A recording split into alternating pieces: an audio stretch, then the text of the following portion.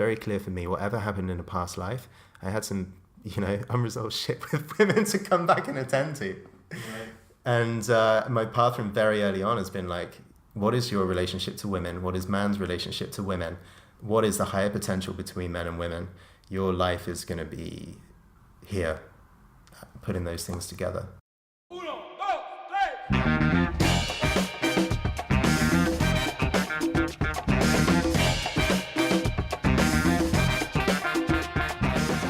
Hello and welcome, fellow human. My name is Zachary Stockill, and you are listening to Humans in Love, a podcast that looks at culture, relationships, and personal development from unconventional perspectives. Join me as I dig into the question of how people like you and I might get more out of life and love. Thanks for being here. Hello and welcome, fellow human. Happy Tuesday. I hope you're doing very well. Today I have an episode that I've been meaning to release for a while. I've been excited about sharing this one with you. Haven't got around to it yet. Today I'm talking to my friend Jordan Luke Collier. Jordan is a fascinating human being. He's the head coach at Ars Amorata, which, if you're not familiar with it, is an organization that essentially helps men have better relationships with women, with the world, helps men to step into their masculinity and be unapologetic about what they want and the beauty they see around them. The Ars Amorata organization is all about bearing witness to beauty, if I had to sum it up in a nutshell. It's led by a fellow called Zan Perrion, and he's a Canadian writer, he's a coach, he is a traveler. I discovered his work has to be 7 or 8 years ago now. It had a really beautiful impact on my life. I'm going to talk more about that in today's episode and future episodes. But for now, I was very pleased to connect with Jordan. Jordan was traveling here in Chiang Mai, and we became fast friends and shared a couple of really interesting, thought-provoking discussions, which I'm happy to share with you today. Today is part 1 of my conversation with Jordan, in which Jordan talks to me about his journey traveling around the world, becoming better with women, stepping more fully into his masculinity, what he's all about, what his goals are moving forward, and a whole lot more. I really hope you enjoy it. A quick note before we get started that, as always, if you're enjoying this podcast and you'd like me to continue making new episodes, please go to Apple Podcasts or your podcast provider of choice. Take 27 seconds out of your day. Be sure you subscribe to Humans in Love and leave a rating and a review. Without any further ado, here's part 1 of my conversation with my friend, Jordan Luke Collier.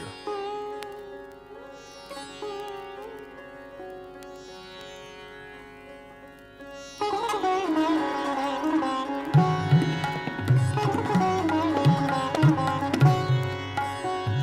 first thing I'd like to talk about is, just for anyone listening to this, is that your nervous face? No, this is my you just love jumping straight in, right? Let's dive right into it. No, preamble is overrated, man. Let's get to the heart of things. He literally made me a cup of tea. I went to the bathroom. I came out of the door and sat sheepishly in my chair, and he hits me with a question. No, he tells me that we're rolling. We are live. Yeah, preamble is overrated. Let's get right into it. Well, for anyone listening to this who might not be aware, could you just talk about, for a minute, what do you do? If someone asks you that question at a party or something, what do you tell them? Yeah, I hate that question, first and foremost. That's why I asked.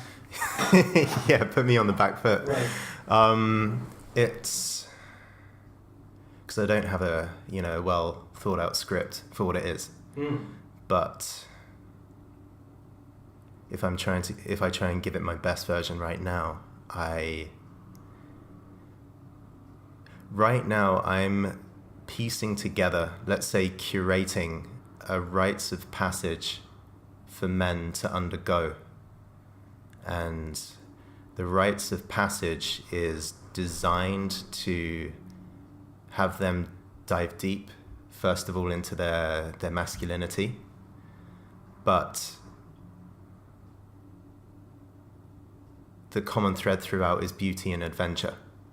So there's lots of different rites of passages that people can do out there, lots of different programs for men, but essentially what we're bringing to the table is a grand adventure for men who love women, who love beauty and love adventure, and want to have that in their lives, who want to be fully expressed.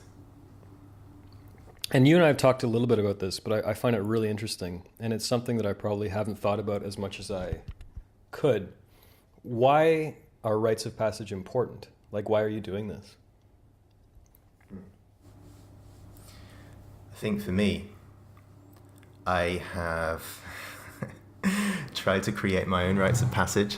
Okay. That's kind of been my life story as an adult.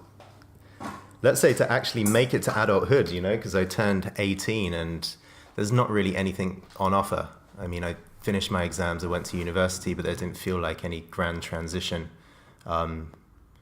So I think there's an ongoing sense. I've always felt it, and people talk a lot about this, that in cultures where we're from, northern countries, western countries, there's no delineation from you were a boy, now you're a man. You've now got the keys to the kingdom and you can take responsibility for your life. The kind of light goes green, but there's no gun or no dancing women with the flags on the starting grid actually announcing the fact that life is beginning. And I think that I have somehow wandered off by myself to find some kind of what we might call a soul initiation. And I've had year after year of like homemade experiments, botched jobs, going missing in random places, ridiculous kind of lingering in isolation and pain as well, like not having any good advice, turning to the internet, finding terrible advice. About manhood, about what it means to be a man, or about women, or career, or? Most of my questions have been about women. The career stuff was always a lingering question, but the woman one was the most tricky one for me. And the question about how to be a man, that's only come to the surface because of women, essentially. So if I love women that much, if I want love in my life that much, therefore, like, what is what are some roles that a man can play in that? It's always been a secondary exploration for me. Well, let me stop you right there on that question, on that note, because I find this really interesting. And again, you and I have talked a little bit about this, but I'd like to know more. Yeah. So before I get into my main question, for the past few years, you've been working with Ars Amorata. Yes. And I think you're listed on the website as a head coach.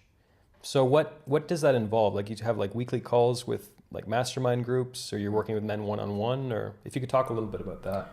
Yeah, well, it's changed and evolved over the years, and started off doing, this is 6 years ago, like approaching workshops. With Ars Amorata? With Ars Amorata. I didn't know you've been with them that long. That's a long time. Yeah. Wow. Yeah. So that was, how to talk to women, essentially. Essentially that. Like, I've been coaching for more years than that. I go back about a decade now in personal growth, transformational coaching, building processes.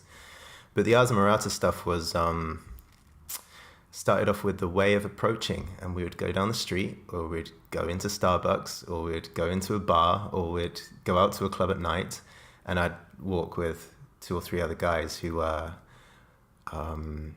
wanting to find an authentic way of expressing themselves to women.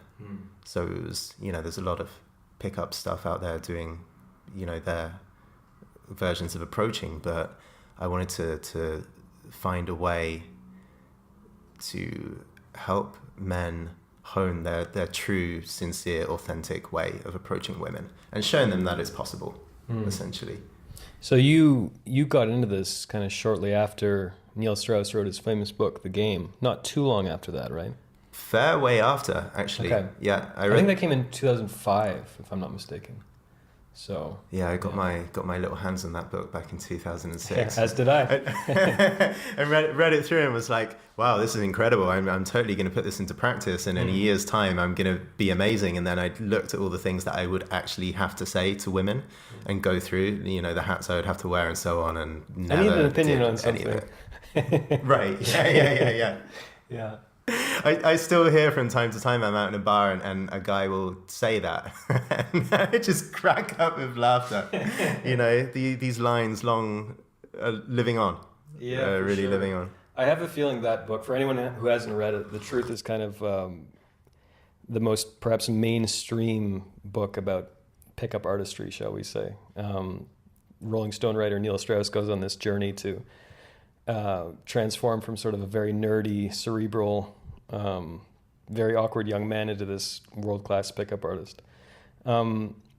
Let's just stay on pickup artistry for a minute. So one of the questions I wanted to ask you today, I'm kind of jumping ahead maybe a little bit, but when people find out what you do, say women find out what you do, there's a lot of negative connotations associated with pickup artistry. Whereas I don't consider Zan and the Ars Amorata work, I would not put it in that category at all. No. But how do you respond when people say, oh, so you're a pickup artist? It hasn't happened for years. Okay, great. Actually, yeah. And, you know, you asked me what I did as a head coach, and it was only the first year and a half that I was doing these approaching workshops. And after that, it's become much more one-on-one on the phone, much more retreat-based, much more actually looking at the underlying dynamics. Like, why do you actually want to improve with women? What's actually going on? What do you actually want? And very, very quickly, men admit they actually want intimacy. They want love. They want somebody who's there when they wake up in the morning and they can turn their head on the pillow and there's a beautiful girl next to them. Just that sense of home. It's a much more pervading desire. And the sex stuff is good, right? Most guys I work with, of course, have their bucket list of adventures and fantasies that they want to live out, and that's great. But yeah, I mean, luckily, because of our message, we attract men with a lot of sincerity and a lot of heart, and a lot of mischief, right? These are guys that want to have fun for sure, but the heart is there. So I got a bit of flack from women over the first couple of years, like, oh, are you a bit of a pickup artist? And I think there are women that were not quite sure about me. Mm-hmm. But the further I went on this journey and the more I got in touch with my real reasons for doing this, it's pretty evident most women think it's really, really cool. Yeah. In my own life too, I mean. And needed. Yeah, and absolutely needed. Yeah, especially now. Thank you for doing the work that you do. Where are all your men? And have you got any for me and my friend and my other 6 girlfriends? That's more the conversation I end up having. Yeah, absolutely. Because, well, I mean, for a lot of reasons, I would imagine. But yeah, it's... Yeah, I mean, so many men struggle with this issue. And that's been interesting for me too, is like, you know, you probably have a bigger profile than me, certainly online, but when I started writing about relationships and personal development and stuff, I was a bit apprehensive about how are the women in my life going to see all this stuff. And the response has been overwhelmingly positive. You know, once they actually see what I'm all about, it's been really, really positive. So it's been a very pleasant, not a surprise, but it's been very nice. Yeah. My sense is always like, if you're actually in touch with your heart as you write, most women in general will like it. Yeah. And if there's kind of some grabby, egotistical, you know, that's the flavor that shines through, you'll get hammered. Yeah, absolutely. And people have remarkable bullshit detectors, you know, like I think like we're also jaded because so much, you know, we see so much marketing and so much online marketing that is, you know, disingenuous and really manipulative and stuff. And you know, women have extraordinary bullshit detectors, especially from men, because they've needed those bullshit detectors for their entire lives. I think in ways that perhaps men haven't, you know, because we're generally the sex that goes out and approaches and stuff, rather than being approached ourselves. It's like, I feel like women, they just hone those instincts of you know, sussing out whether a guy is legit or not earlier, and better than men. Sussing out the opposite sex better than men. Although it does sound like a good, you know, woe betide the man who naively goes out there and doesn't have that kind of detector in himself. Absolutely. Just like, who is this woman I'm talking to right here? She's giving me all the signs and I feel very powerful and seductive around her. But, you know, especially in Thailand where we are right now, where, you know, there's all kinds of schemes to entrap, ensnare. Yes, there are. Men. And you see that every day. You know, you walk down the street, or I'll never forget, I was at the grocery store once, and there was the saddest man I've ever seen in my life. Yeah. This older American fellow, really out of shape, very dejected, pushing a shopping cart, and his wife, I assume, was just berating him. I mean, like just tearing a strip off him, saying that, you know, like he was late and, you know, he doesn't make enough money and he's embarrassing and like his appearance. It was one of the most horrifying things I think I've ever seen. Thai woman with an American man. Yeah, that was unpleasant. You see, this is a conversation I've always wanted to have somewhere at some time, but because a lot of men, and I see it in our community as well, you know what? Meeting women in the States or in Canada or in England is difficult because one, women are busy, two, women are more, you know, masculine in general, and I don't feel that attracted or turned on over here. And a lot of men go to other parts of the world. South America's a big one, Eastern Europe is another big one, Southeast Asia, maybe for an older generation, is another kind of enclave for a man looking for love. But you get out here, even though you might have party time for a few years, the old habits, the places where you're not in your power, the places where you get blindsided by women who are much more emotionally and socially intelligent than you might be, those things catch up with men, and it's devastating to think, oh, you know, you thought you were going to come out to Thailand for an easy ride, and actually you got hammered for hundreds of thousands of dollars. Yeah. Oh yeah, you see it all the time. Yeah, it's sad. You know, it's really sad, and especially because it's like you say, like Zan says a lot of, you know, I've seen him in his speeches and stuff. It's like, you know, you're not really looking for sex. You know, you can go pay for sex. You know, you can spend, you know, money on a prostitute or whatever. And I think you're right. It's like most men, I think, if they're being honest with themselves, they're looking for something deeper. And even the guys who come out here who perhaps have had no luck at home, shall we say, or, you know, they no confidence with women, they get out here. And they think they're looking for sex, but I think that, you know, obviously a lot of them are looking for something more, because then they'll get in these really bad relationships, or they'll end up with really manipulative women, and their lives are over. You know, it's yeah. And this is, you know, needless to say, I absolutely love living in Southeast Asia. I absolutely adore Northern Thailand and its people, and the overwhelming majority of people and women I've met have been absolutely fantastic. But of course there is that element, right? Because yeah, that's unfortunately the stereotypes linger on, and a lot of guys come here just looking for easy sex. But you're right, they find something a lot darker, shall we say? Yeah. I mean, I'm sure there were the rumors. You first came to Thailand in what, 2003? I think you said. That's right. Yeah. I mean, I'm sure the rumors were rife back then about, you know, because people snicker at me sometimes from back home, or not snicker, but. You mentioned you live in Thailand, and sometimes there's the odd, you know, upturned eyebrow or whatever. Yeah, go back home, you know, it's so annoying, you know what I mean? It's like, yeah, it gets very, very old. But I imagine that was pervasive your first trip out here as well. I was 19 when I first came to Thailand, and I went down the local pub to see my friends from back home, and I said, guys, this summer I'm going to go to Thailand. And half of them burst out laughing, right? 19-year-old boys, and they're like, "Oh, do you like ladyboys then? Do you?" You can set your watch for the ladyboy comment.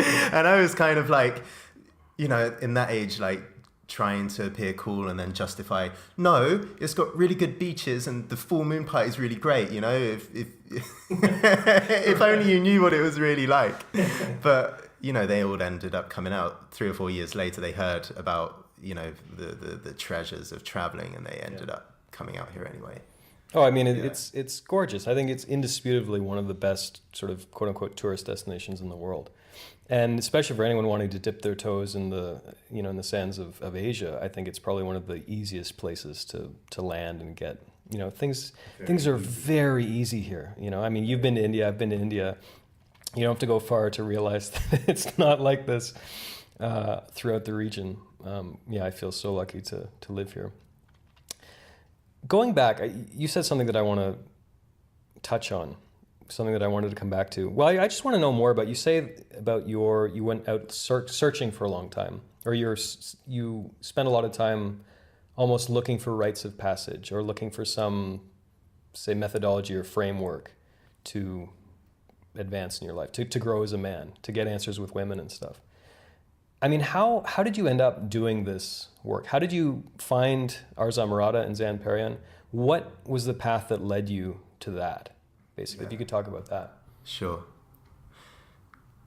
In retrospect, it's kind of like everything aligns, and it was the perfect journey where everything clicked into place. But as I was going through it, it was much more uncertain. I mean, I went to university because I could, and my teachers recommended that I should, and my parents recommended that I should. And I came out with a degree in philosophy and psychology. Okay. And there was no route to anything particularly interesting in the career world in England. And I just had enough of being in that country. I wanted to travel. And I tasted Thailand and Indonesia and Laos, Cambodia on my holidays, extended summer holidays. And all I could think about was South America. Like, I was just pulled. You know, some people say, well, some people find themselves pulled to a country. You know, there's a funny, if you travel in India, people say, well, how do you know when it's time to go to India? Mother India calls you. you just know, right? In your skin. And I was absolutely and overwhelmingly seduced by the feeling I got from Latin America as a young man. And that came in the shape of Penelope Cruz. It was actually Spanish, but yeah, she kind of blew up on the big screen at the time. And Buena Vista Social Club, the Motorcycle Diaries, the movie about Che Guevara, that literally was the final piece of the puzzle for me. And I worked a few months, saved up all of my money, and went to South America, Mexico, Cuba, Guatemala, Nicaragua, Costa Rica, Panama, months on end in Colombia, Ecuador, Peru. And I lived in Argentina for nearly a year, at the kind of peak of that, Brazil for a few months as well. And I think on all my trips, I was having this conversation the other day, the main thing that I wanted, that I probably wouldn't admit to anybody at the time, was I wanted to meet a beautiful girl and have a beautiful love experience. I wanted sex and romance on a star-lit beach. Do you think perhaps that was the main motivating factor for finding yourself in that part of the world? Big one, and a surface one. And I think a deeper thing was, underneath all my travels, there was also the thing of, when I come back home, I don't want to be the same. Like, I want to transform fundamentally in who I am and how I feel to other people. And also get a step up somehow, like be able to have a more interesting life because of it. When you say you didn't want to be the same, what did you want to change? Either like in yourself or like what, why do you say that? Well, the first time I went traveling, I came back and was like, you know what? By the end of this trip, if I have a good suntan and 6-pack abs, it would have worked, because I could go back, to the bars on the weekend or down the pub, and I'd be a lot better looking and more attractive to women, I guess. But the South America thing in particular was, that part of the world is very clearly exuberant and pleasurable. Like, if you want to meet a beautiful girl, that's the place to go. If you want to dance all night to amazing music, that's the place to go. If you want to have high-octane adventures, there's a lot of that to be had. So it's like a playground for the man in his young or mid-20s to go out and have those adventures. It's unreal. But for me, growing up in Oxfordshire, the south of England, I grew up with I guess we could call like an inbuilt formality and set of manners or caginess around people that I didn't know, or kept myself quite closed and maybe tribal with the people around me, and it wasn't easy for me to open to new people. And what I imagined about South America is that in this part of the world, people are open, they're emotional, they're passionate, they're dramatic, they're in their bodies, they're vibrant, they have joie de vivre, they enjoy life. I want that for me. Like, that's my missing piece, that if only I could. And I did this when I lived in Argentina for a year. I came back to England, and then I'd be introduced to women, and they would go to shake my hand, and I'd kiss them on both cheeks, and they would blush and go bright red, and I'd be like, now I've got it, Now I'm a proper charmer. Like, I embody the thing I was looking for all those years ago. Yeah. Right. It's really interesting because it seems like I know since I met you, it seems like we have a lot in common. But I think we had some similar reasons for going there, and I think we had some similar, very romantic ideas about South America, which I think a lot of people do, right? That's really interesting. But so you get there, you're living in Argentina. Are you satisfied with your relationships? With, do you feel yourself changing? Do you feel yourself becoming closer to the man you wanted to be? When I was in Argentina? Yeah. So I'd have been 24 at the time.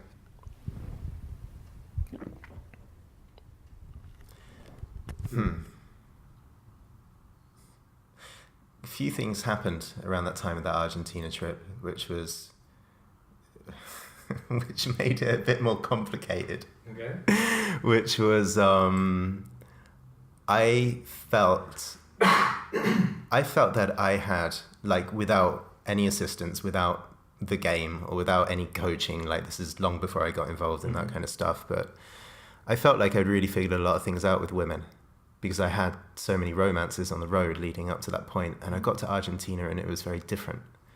The whole, let's call it, courtship scene, and I lived in Mendoza, which it's weird, man. If you figured it out, let me know. Well, I'm very hungry to go back there because there's the Jordan's revenge. Well, not revenge is not really the word, but there is kind of something I need to avenge back in Argentina.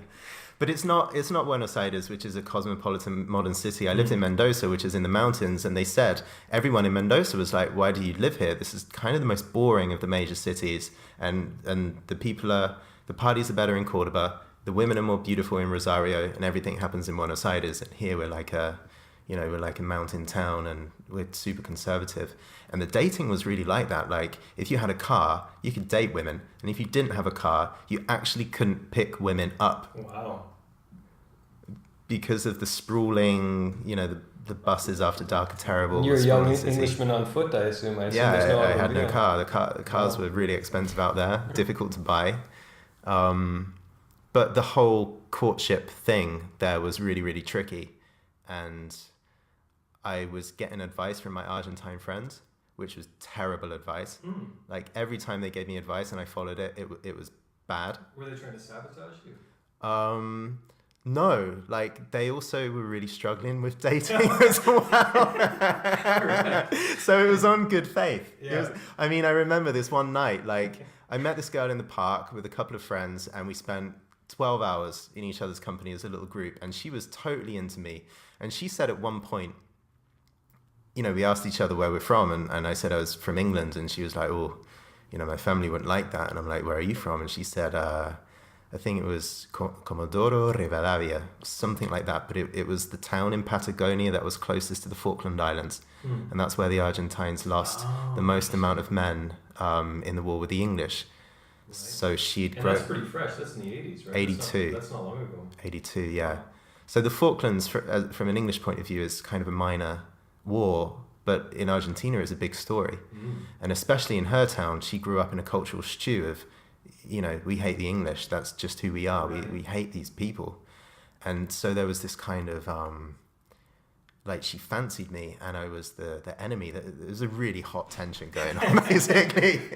Sounds like it. And she was a beautiful girl. And knowing what I know now, if I had only just waited,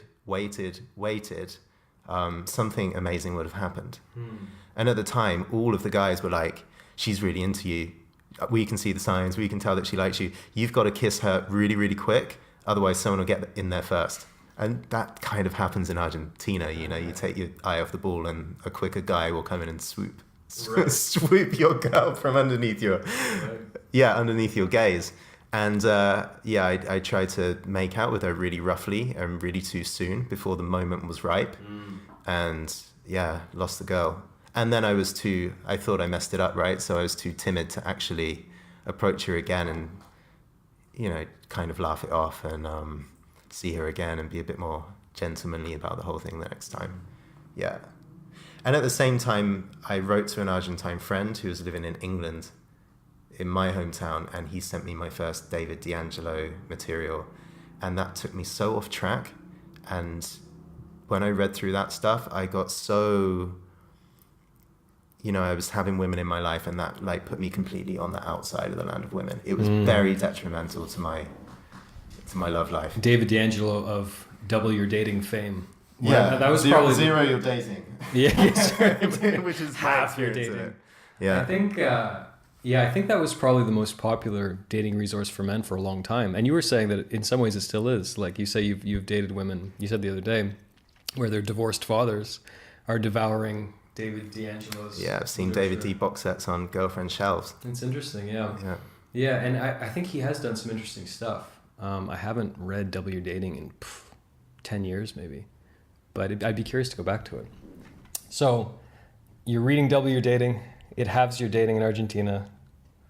Is this your bottom, like an alcoholic? It like hits bottom and it's like, then it's time to get help, or it's time to try something new? No, that wasn't my bottom actually. Okay. I mean, can we hear about your bottom? I had a pretty sweet time. My bottom with women, or my bottom with life. Your bottom with women, let's say. Okay. I mean, this is about 4 or 5 years later, but I'm back in Brazil, and I'd done a lot of coaching stuff. So I never followed, the pickup artists were big at that time. I didn't follow those guys. I actually did some kind of proper coaching qualifications, building on my psychology and so on, and started to work with coaching, and did a lot of work around communication, leadership, NLP, I had a big toolkit. Right. And it was already growing. And then I went back to Brazil thinking, wow, I should be crushing it now. Not only can I, lead transformational workshops, but I'm in Brazil. Right. Where the women are just fantastic. And even still, I was outgunned, outmaneuvered, caught short, didn't know what to say, was... the nice guy programming was still inside of me running the show. Wow. And more than anything else, I actually wouldn't just speak my honest, authentic truth. And why not?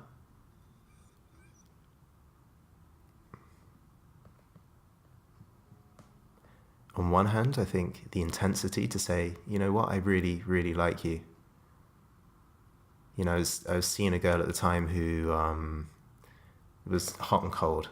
Later on, I found out she was actually unavailable, but she was hot and cold, and I was trying to charm her, trying to seduce her, but I would never just say my real thing, which is, you know what, I really, really like you. You're someone very special to me. I find you the most beautiful woman that I know. I want to get together with you. Just the simple, that's my truth. I wouldn't say it. I thought I had to charm enough and then... make out with her at some magical moment, but we would never speak the truth. I don't know if this is like an English cultural thing, because most guys I know won't speak the truth to women unless, there's a few beers inside them, and women to men as well. So we have these relationships where, that we've got a talk moment, that's avoided as much as possible because the tension is uncomfortable. So I didn't speak my truth because it just wasn't on the map. Yeah. It's interesting. And do you think it was partly some degree of ego? Like you're afraid of the ego hit if she didn't feel the same way?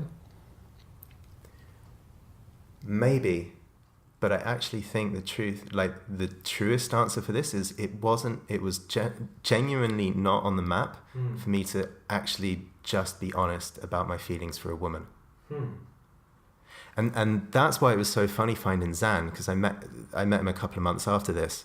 His message is, honesty is the greatest aphrodisiac. Your authentic self is your most attractive self. Just show up and speak your truth with women.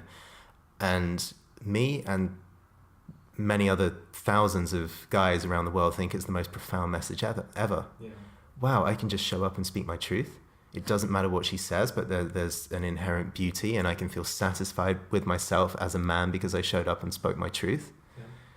That's like a groundbreaking message, an invitation into a completely new life. And then that's a good way to put it too. It's an invitation into a new life. Yeah. So the Amorati who love this message, like love and love and love and adore the powerful effect of this message. And then And some. so just to clarify, what are the Amorati? Oh, so the Amorati are ragtag group of pirates and ladies' men of all stripes, of all ages and nations and parts of the world. And they are the men who have gone through a 3-month online rites of passage, essentially, to actually start showing up and speaking their truth with women. Yeah. And just as a totally unaffiliated plug, it's really great. The program is really, really, really good. But coming back, apologies if I cut you off. You were in the middle of making a different point, but I'm curious about what actually led you to Zan and how that happened, how you found yourself sort of in a workshop with him. Is this after your bottom in Brazil where just things weren't working? Yeah. Okay. So, yeah, I bottomed out in Brazil. Right. I was in a nightclub as well. I won't go too much into this story because you've got another, you're leading me somewhere else. But I was talking to a girl for about 2 hours, thinking it's on. She was beautiful. She was, stuck with me all night long. And another guy came in. He just walked in the bar. He bought beers for the entire table. He started talking to her, and her interest in me evaporated. And I went to the bar and actually accused him of being a pickup artist and stealing my girl. Complete like. In Portuguese? In English. He was not a Brazilian guy actually, but yeah, it just felt nasty. And I went home and I actually went into my room, and I don't think I came out for about 3 days. Wow. Yeah. Wow. It was. Just to lose a great woman's attention as spectacularly as I did was the most epic, painful thing. And then soon after that, I got some money. The tax man from England gave me money from 5 years ago. I'd overpaid on my taxes. It was my 29th birthday. And I got an email from Zan at the same time. We're doing a thing in Rio. It's down the road. I'm just going to go. I signed up for it. And Zan, to answer your other question, when the game came out, I looked, and my friend recommended me David D. I looked at all those pickup guys, and I didn't resonate with any of them. And I heard a 1-hour interview with Zan about 4 years before, and I thought, out of all the guys, that's one that I think is saying a cool thing. And it was 4 years between first hearing his interview before I went to the first workshop with him.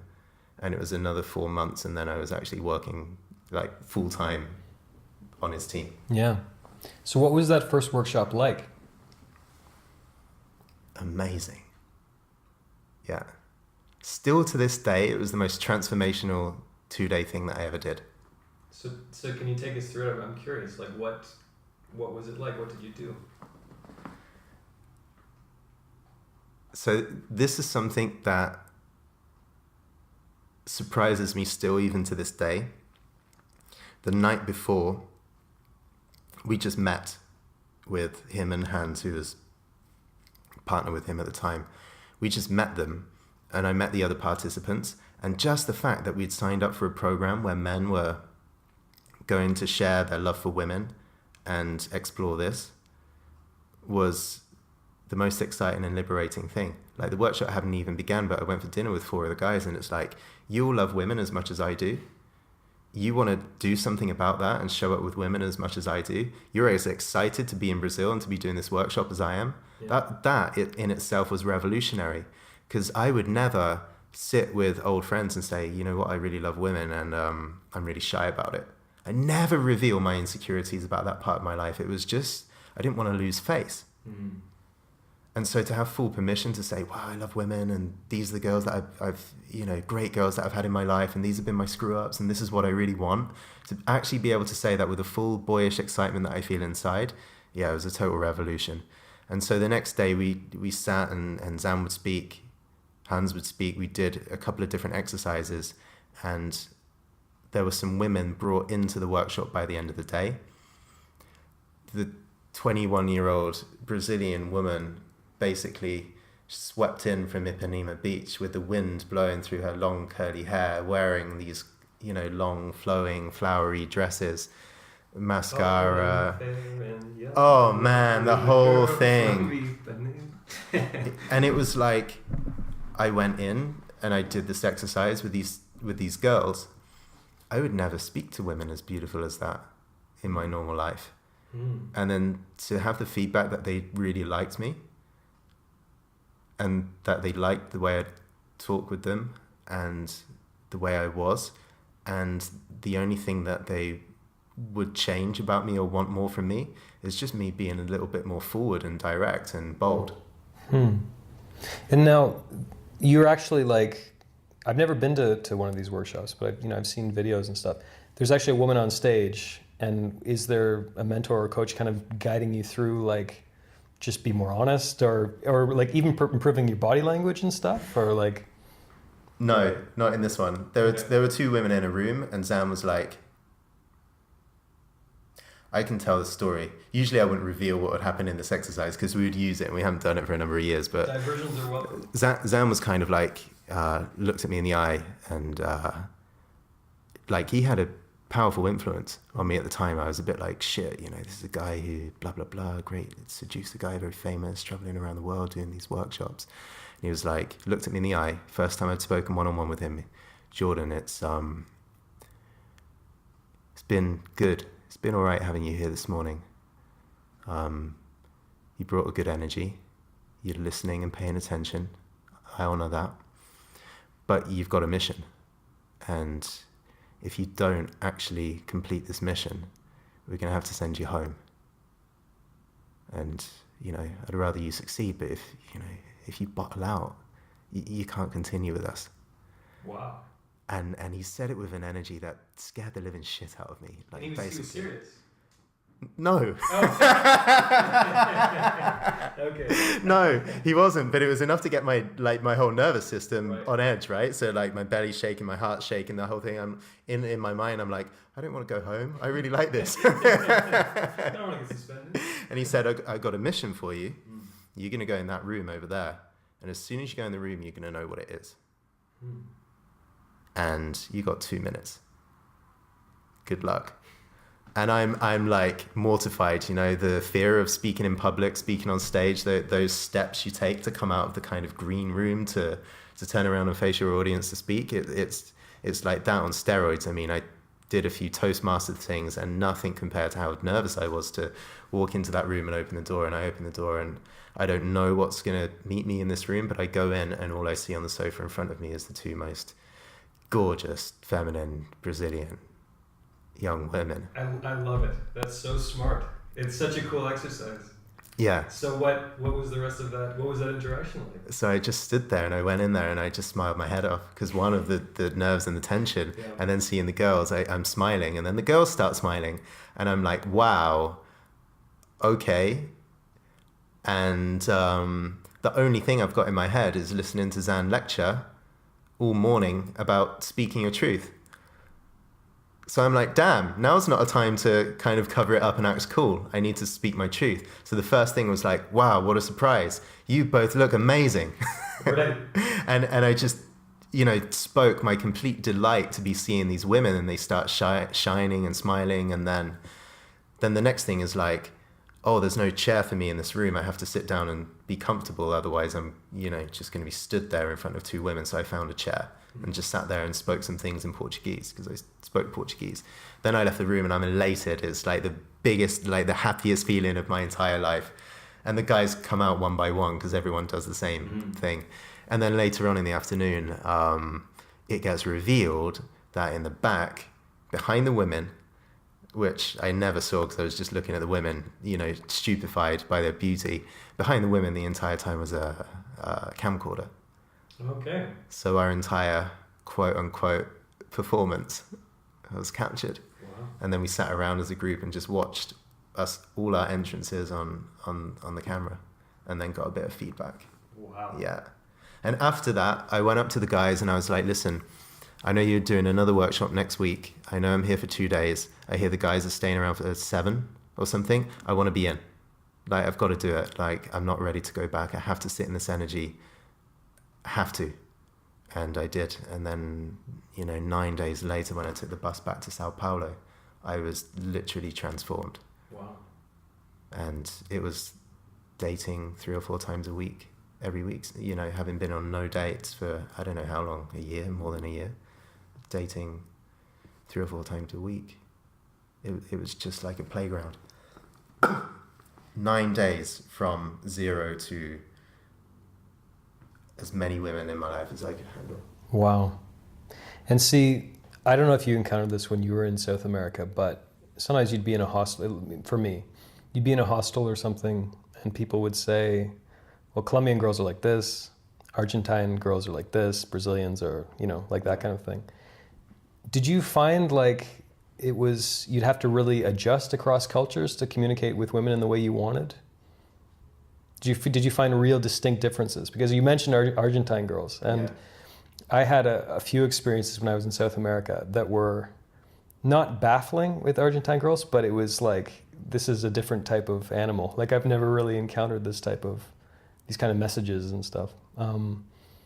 Did you feel like you had to adjust across borders? Or did you find like this new approach, this very direct, honest way of interacting was kind of universally good?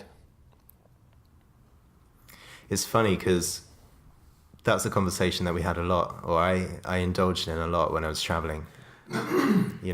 Which country and which city in each country has got the most beautiful women, right? And how is it different? And, people will dissect that in 1,000,001 ways. And I used to think it had a massive influence. And it does have an influence on quite a superficial level. But I think a man who really gets women and gets the dance of romance or the dance of seduction, they're just superficial little technicalities, the cultural differences. You got to be aware of some things, but a man and a woman and the way a man is and holds himself with his dignity and his strength and he open-heartedly loves women, and that's obvious. Women are going to respond to that across the board. Yeah. So now when I hear people having that conversation, I totally cringe. Because if you really get beauty, it doesn't matter where you are at all. Yeah, and people are people, right? It's such a cliche, but it's yeah, absolutely. I agree. What's that Mark Twain quote about travel being fatal to prejudice of any kind? And I think it you realize more and more that people are people, women are women, men are men. And I think that sometimes you encounter, at least I've encountered with women, for example, it's almost like you have to push through their social or cultural programming a little bit to get to the truth of like the honesty of the interaction. Like you like me, I like you. You know what I mean? It's like, can we just skip the the games and that. So you go through this transformational workshop. How is it that you start working with Zan? And why did you feel moved to go in that direction? Why did you want to? Well, I was trying to make it as a coach, doing stuff corporately. Okay. Like as a intercultural corporate trainer, team builder. I wanted to work with groups in that setting. And I was like, wow, you know what? I'm 29 and finally I found a field in which I can express myself. This is cool work. And as soon as I came back from that trip in Rio, I was like, it's way more enlivening to talk about men and women. This is a much better conversation. And after about 3 or 4 months of just living my own transformation, I wrote to Zan and said, I see you got a thing in Bucharest, I want to come. And I signed up as a participant again, because that was my way in the door. I didn't have an invitation to be there, but I could be there if I signed up. And there was a special meeting for the Amorata elite. It was invitation only, but because I signed up for this thing, I was allowed in, and I wasn't actually allowed to speak because only the elite could speak. And as a participant, you can sit on the side and observe, but you're not in on the conversation. But I don't know. It was very fortuitous. There were some guys there for coaching. I'd already had a massive transformation. I helped them out with the coaching. There was a lot of coaches there, more experienced guys, but I ended up putting together the entire workshop. So I said, okay, we've got 6 coaches over here. We've got 3 students over here. We're going to go out to these places. You guys get together like this, and then, we'll report back in a circle at the end of the evening to dive into the learnings gained, and I will facilitate that conversation. And I don't know, I'd never asked the question, Zan, why me? Because there's been hundreds of guys that wanted to be coaches for his company over the years. Why me? Because he's very adamant that most people are really not a fit. And friend of mine was giving me some flack for this the other day. She was like, ask him the question. It would be really beautiful. And I'm not going to ask him the question. I'm not going to ask him why me. Get your fingers out. But I never asked him, but I don't know. I think I was entrepreneurial in my approach. I was non-needy in my approach. Didn't dog him with questions about my own thing about women. I just gave what I had and didn't get in the way. And it was just right place, right time. And later on, I'd find out right person as well.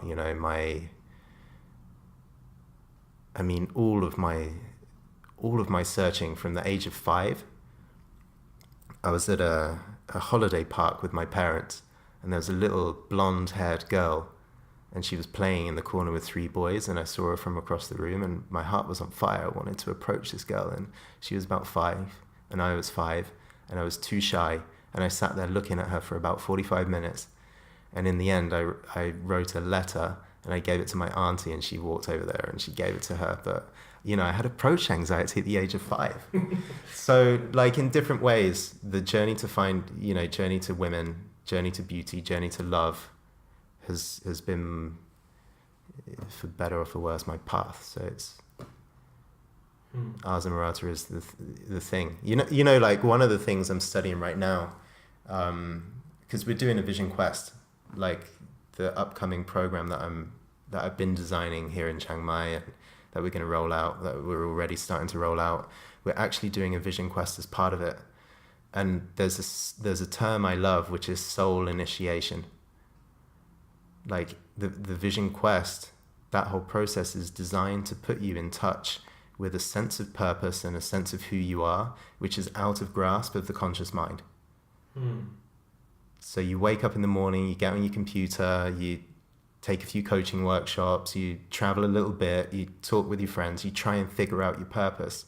But it's very hard to do that when you're within the bounds and the limits of your ego.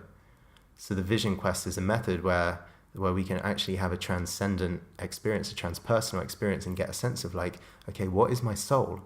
What is the deeper life calling, the unique place in the universe that I was born to live out? Thinking mind can't get there.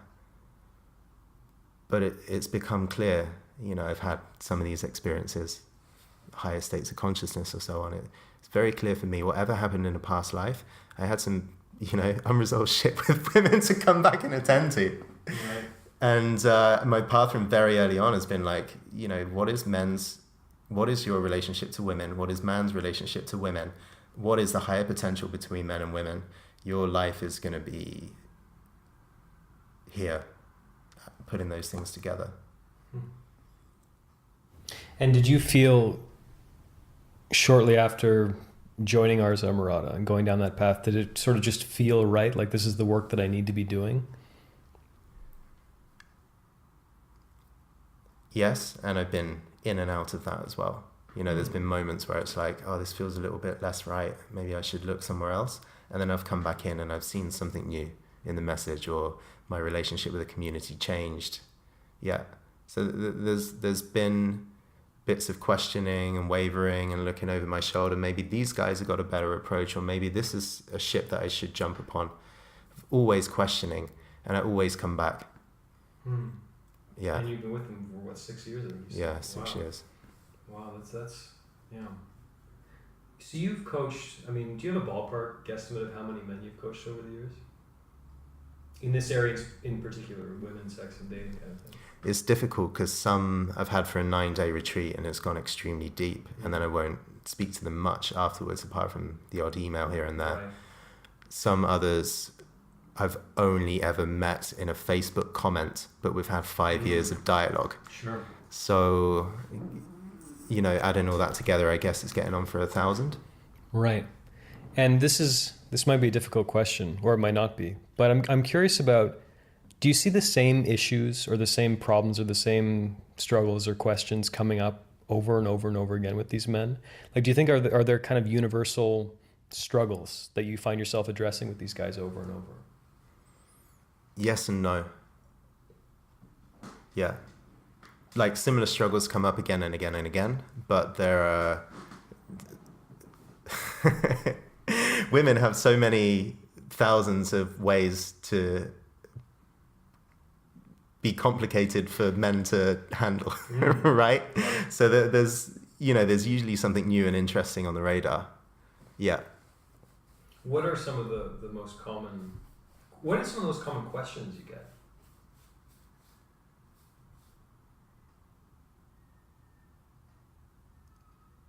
It's going to be a long pause in the audio. That's quite all right. Yeah.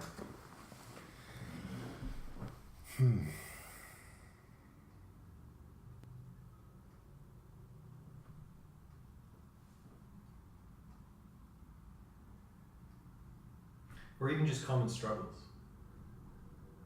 Is it simply guys lack the nerve to go up to a random woman and say, "You're gorgeous. Hi, I'm X." Is it simply just that? That's one area. Yeah. I mean, questions come in various ways, but the question I get asked is very rarely the actual question that's driving the situation or driving his motivation. So when you ask what are the most common questions I get, a lot of the questions are kind of mundane in a sense. But if I spend time with a man and dig in and find out, like, where is this actually coming from and what is the real source of tension and difficulty in your life with women, there we get a different level of question, something that hits much closer to the bone. So a lot of that stuff is, abject fear. Like, how can I overcome my fears? Not just to approach women, but to express who I am in a public setting. How can I tell my mum and dad that actually I don't want to, get a job here in Norway. I want to fly to Mexico or Brazil and just live life. Or how do I sit in a room full of people and tell everyone, men and women, I love women and I really want to, I want to be a better lover and a great guy and have great women in my life. So it's not just approaching a girl in a coffee shop or a club or something like that. It's how do I actually, the deeper layer question is, how can I actually fully present my authentic self to the world? That's fascinating. Like, it goes way beyond being afraid of talking to that beautiful girl in the coffee shop. Yeah. It's like, I'm terrified of actually speaking my truth to the world, to my parents, to my friends, to the barista at the coffee shop, to whoever. And it's an across the board question of human development. It's, the way it shows up in our community is it's around women, but, how can I tell my friends back home that, their conversations don't interest me? I want to go and join a spiritual community. Yeah. How do I tell the spiritual community that I think everything they're doing is, is kind of bullshit, and I see the big shadow side of that? How can I be authentic in my workplace and tell my overbearing boss that he's destroying his relationships with the people on the team, and that's why the productivity is low? Like, all of these are examples of showing up, being authentic and speaking my truth. And so that's the underlying thing. And how can I speak my truth in the face of my deep fears of judgment and maybe ridicule and maybe the fear of being abandoned and left behind and vilified and all the nasty things that come with that? Do you find you get a lot of guys who, again, this is maybe a tough question, but would you say most of your clients have had little to no success with women, or they've had some success but they want more? Everything. Yeah. We worked with a ton of divorced men. And of course, like, what do you define as success, right? Sure. So I've had married men with children, men who have been married twice, and they come out and they're like, I feel like a beginner. I'm going to own the fact that I'm a beginner. I don't understand anything about women, and I've really got to start finally on this journey. And it's like, well, you got married twice. So that's kind of, you've been pretty far down the road. You've felt a lot of things, that there is experience in there. Absolutely. And I think you said before at lunch one day, it's like they almost discount that experience. Yeah. That's fascinating. Yeah, just reveling in the pain and being like, wow, I thought I was married, but really I was living a lie. And I was putting on a mask every day to try and be nice, try and be the good father, try and be the good provider. But really, it wasn't me. But we've also worked with reforming ladies' men that have slept with a few hundred women and are like, yeah, I kind of manipulated everybody. And here's another deeper question that we get as well, especially when it comes to love. A lot of men get good with women or become a consummate seducer and even get attached to the idea of being a seducer. I'm a ladies' man. I'm very good at this. I can go anywhere in the world and get laid within 24 hours. The ego is just is just out of extraordinary. And yet, if you dive beneath the surface, some of these guys will say things like, actually, it's kind of crazy because I feel like I can get any woman that I want, and yet I never come close to experiencing love. What's that about? Some of these guys who've been with, say, a few hundred women. Yeah. And they'll say things like, well, I just haven't met a good enough woman yet, or I just haven't gone to, Medellin yet, or whatever the flavor it might be. Medellin. Yeah, so they go on kind of consuming women like you might consume fast food, but don't actually take in any of that nourishment into their bodies or into their hearts. So there is a big question. Wow, I've become really good with women, but I'm not falling in love. What's all that about? And then you've got a real deep question about intimacy and your defenses around getting your heart broken and getting hurt, and why you want to bring women in, but ultimately your heart's closed the entire time. So that's a very deep layer of question, because you dig into that stuff and it can get very, very fragile.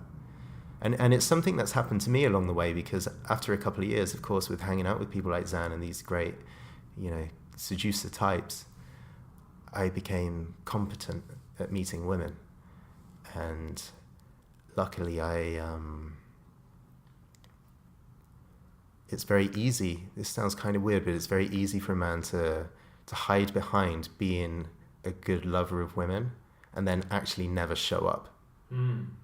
So I can get women in my bed, I can, give you this, be this great guy.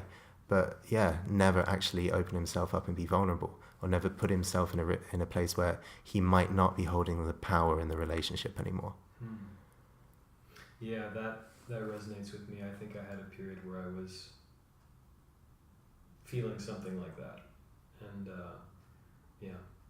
luckily I think I've come out of that, but it wasn't easy. Yeah. That's an insidious trap. Like, yes, to get good with women, you might never have to look at your vulnerability. Yeah, absolutely. Yeah. What's the hardest part of your job, would you say?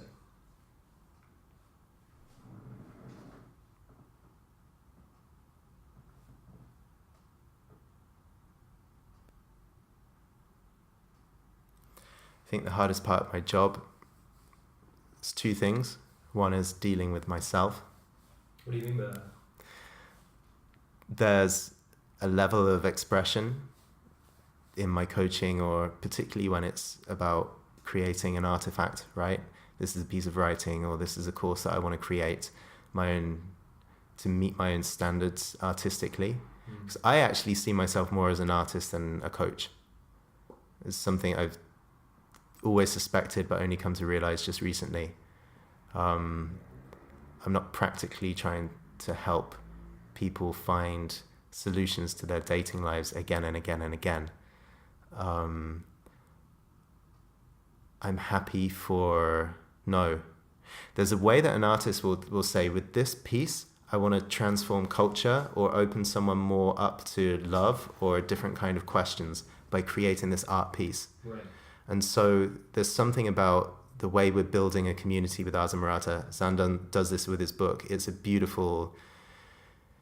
It's not a novel. It's not a how-to book. It's not a memoir. It's got all of those in it. And so we're creating stuff within this community that's not a clear how-to. It's not a roadmap for understanding women, but it's hopefully, in its greatest expression, it's a culture transforming piece of art where a man can encounter this stuff and be like, shit, now I see life completely differently. So there's a lot of videos on YouTube, podcasts and so on, teachings you can go and get to technically improve your skills with women. But the bigger goal for all of us is, how can we actually shift an entire worldview? Skills are going to follow that kind of stuff, right? But we're looking at how can a man has been looking at women as, I want to have a relationship because then I won't be lonely anymore. I want to get girls in my bed so that then I've got that feeling of being a winner and I've got something, How can we shift a mindset so fundamentally that he is, like, his heart gets broken open by beauty? Like, he looks into the eyes of a woman and is just, like, enraptured with his appreciation for her. Like, I think this is the way of the true lover. You watch Don Juan in his movie, right? It's a completely different thing. So one difficult thing in my work is actually expressing myself in a way that I'm happy about, because there is an artistry that I want to bring more and more into it. Are you a perfectionist? Reforming. That's good. Actually, not so much, because I'm willing to put stuff out there that's half-baked and scrappy as well. But yeah, definitely reforming. But the other hard piece of the work is the question, why can some men come along, do a 2-day workshop and transform their entire lives, and other men might take years and years and years before they start getting the kind of real world results that they want? And so some men, for whatever's transpired in their life, store a lot of trauma, a lot of some really, really tricky to work with psychological features, limitations. And so... And is there, I guess you have to ask yourself, is there anything you can do differently? Or is that just simply the baggage that some people bring to the table that, from their past or whatever, that you can't really do anything about? I asked myself that question for a number of years, and it's taken me on deeper and deeper trainings. Like, I've done trainings in bodywork, trauma release,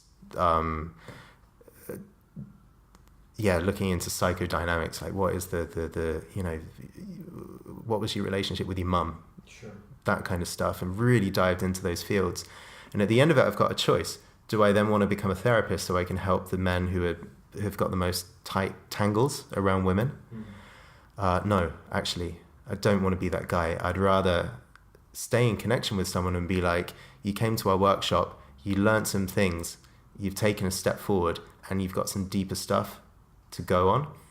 I'm still going to be here in Ars Amorata, and if you need to go and work on that stuff for 2 or 3 years and then come back, we're still going to be here.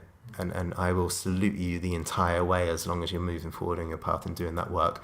But I'm not going to dedicate myself to be the therapist to help you out of that. Shall we have a tea break? Totally.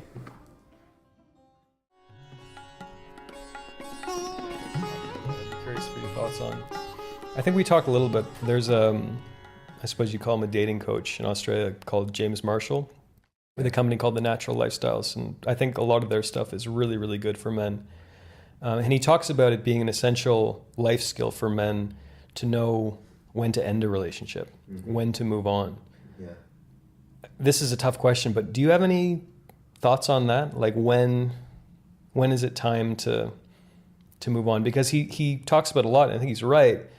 I've certainly seen this, with my clients as well, that I think most guys stay in relationships for too long. Yeah. Do you have any thoughts on how to know when it's time to move on? Oof. I think it's tricky to give some general advice, because when it comes to relationships and particularly moving on, every man who might listen to this, if he's got a blind spot around moving on, then it might be a bit of a different blind spot. So some men move on far too soon. They get really freaked out before any deep intimacy is actually established. So they might kind of go into relationship and then pop straight out of the box straight away. So my advice would be, to a lot of the men that we have as well in our community, my advice is actually stick it out. And things might get really uncomfortable and really gruesome. What do you mean by that, stick it out? Well, we attract a lot of very wonderful, sincere guys with a bit of a Peter Pan thing going on. Can you unpack that a little bit? I'm really curious. Peter Pan, just unserious, or just hopping from relationship to relationship, or Yeah. no commitment? Yeah, or scared of commitment. That's interesting. It's a funny combination. This has really been my story as well. It's a funny combination because we can't be easily put into a box or vilified as being a bad guy, because there is a real sincerity. I want to have love with a woman, but on going close to a certain depth of intimacy or connection, I freak out because, one, what if I get seen in this place where, I don't want to be seen?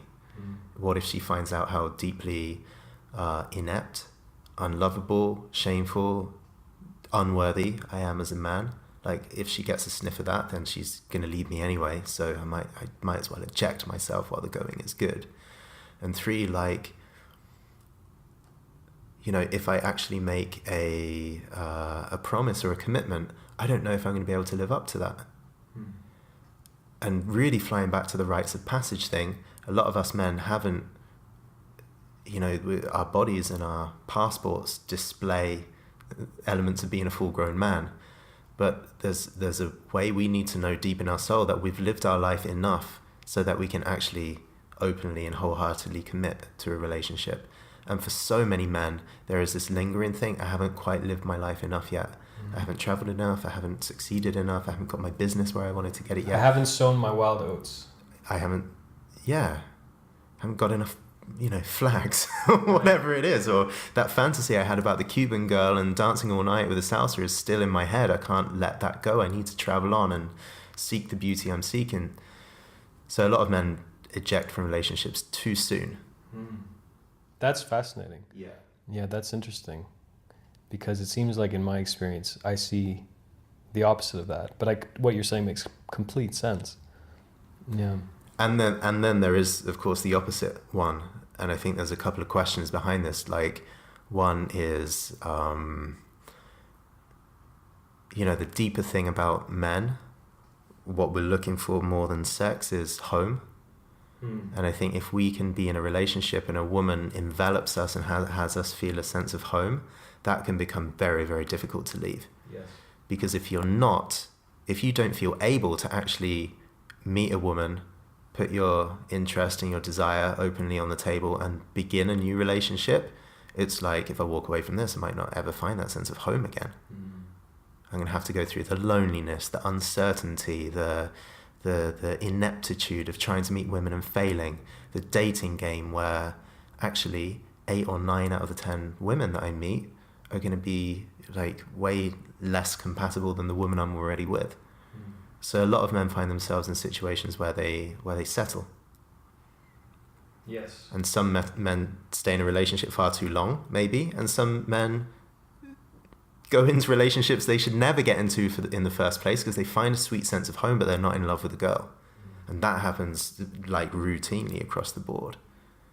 You feel safe, I'm insecure, I will stay with you. So the other life skill that never got cultivated is the life skill of showing up and speaking your truth. Like, now that I fundamentally know as a man that I've got what it takes to, might not be able to take every girl to bed, but I can meet very high quality women most places in the world that I go and begin deep, fulfilling, very often sexual relationship. Now that I've got that skill, I don't have to settle because I know what's possible for me. So that's another life skill to develop. Absolutely. And to come back to something you said a long time ago, I said something about having success with women. And you said, well, what's success anyway? What does that mean in that context? And you're absolutely right. It's so true. Like, someone could be in a miserable marriage for 30 years, and that would be called a successful marriage because they didn't cheat on each other and they didn't break up. Whereas someone could have 5 or 6 really beautiful, mutually fulfilling relationships, but that's not success by some other people's metrics, right? Yeah, I think it's about, having your own idea of what does it mean to have a successful romantic life and living true to that.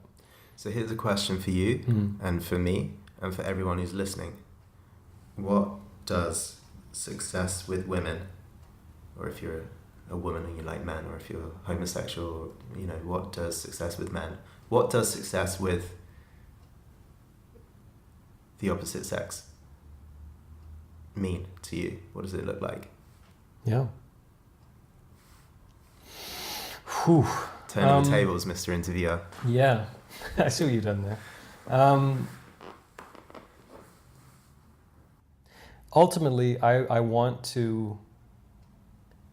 I wrote once, like, I don't want to get laid, I want to get lifted. Like, the sense of spiritual nourishment and just bringing more joy and life into someone's life, And, a good relationship, I think it's like the person's holding up a mirror. Like you mentioned, some guys cut and run because things get a little too real, shall we say. Or it's like, if I stay, she's really going to find out about all my shit. Like she's going to see the ugly sides of myself, which are, we all have. And I guess when I think about a successful relationship, I think it's cliched, but yeah, a sense of real mutual growth, mutual respect, and that totally unique to love feeling of aliveness and possibility and true intimacy, like really being seen and really seeing that person and embracing all of that. It's like really, and I think about being intensely present in that relationship and just really, really, I want to get lifted. And I think, I would define a successful relationship as one where we both, for the most part, conducted ourselves with honor. We were honest with each other. And we brought a lot of joy, a lot of laughter, and a lot of life to each other. Yeah. What about you? That's fantastic. I don't know if I could put an answer into such beautiful words. Well, thanks.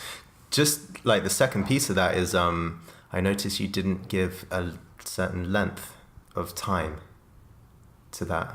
Yes. Yeah, absolutely. Because, you know this, I know this. You can have a very brief encounter that can be extraordinarily meaningful, that can add a great deal to your life, that can add a great deal to your lover's life. Length, I think, no, I don't think you have to be together a certain time for it to be successful. It's, has it made you both better people in some ways? That's I think the truest metric that I can think of. Yeah. You have my thoughts racing back, getting nostalgic on you. Racing back to what?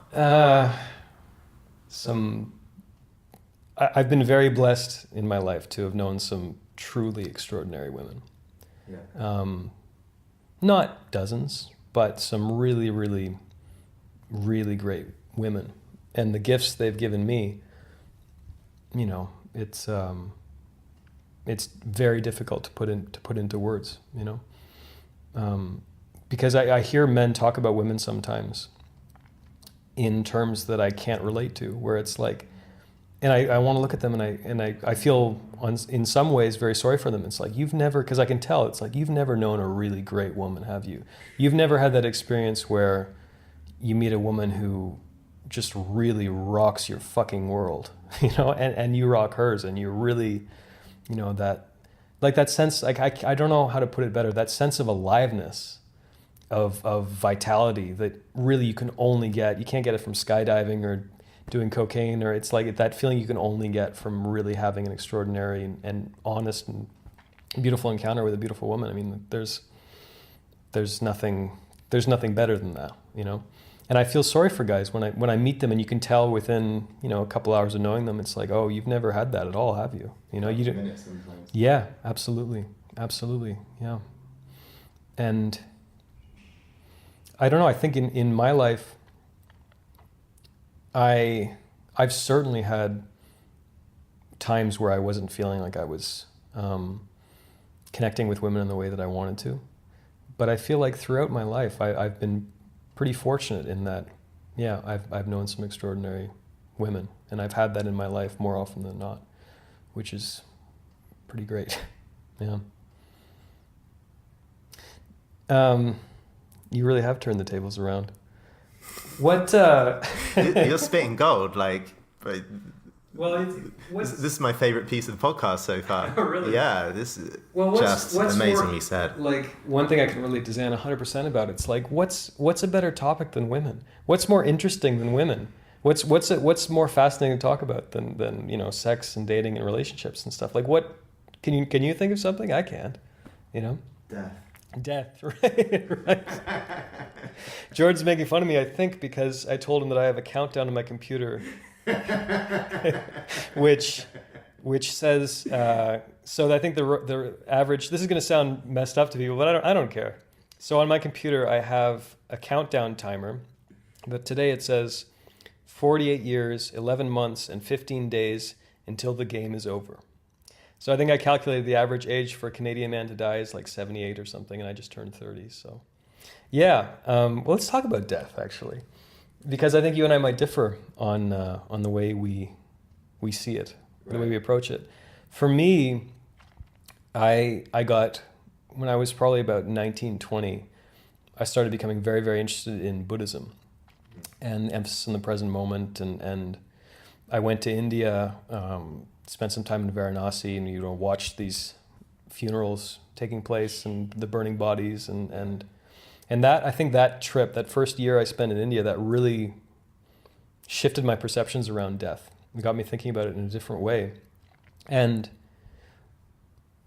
a few years after that, I got into Stoicism, which there's an emphasis on, you know, considering your own death and on the shortness of life.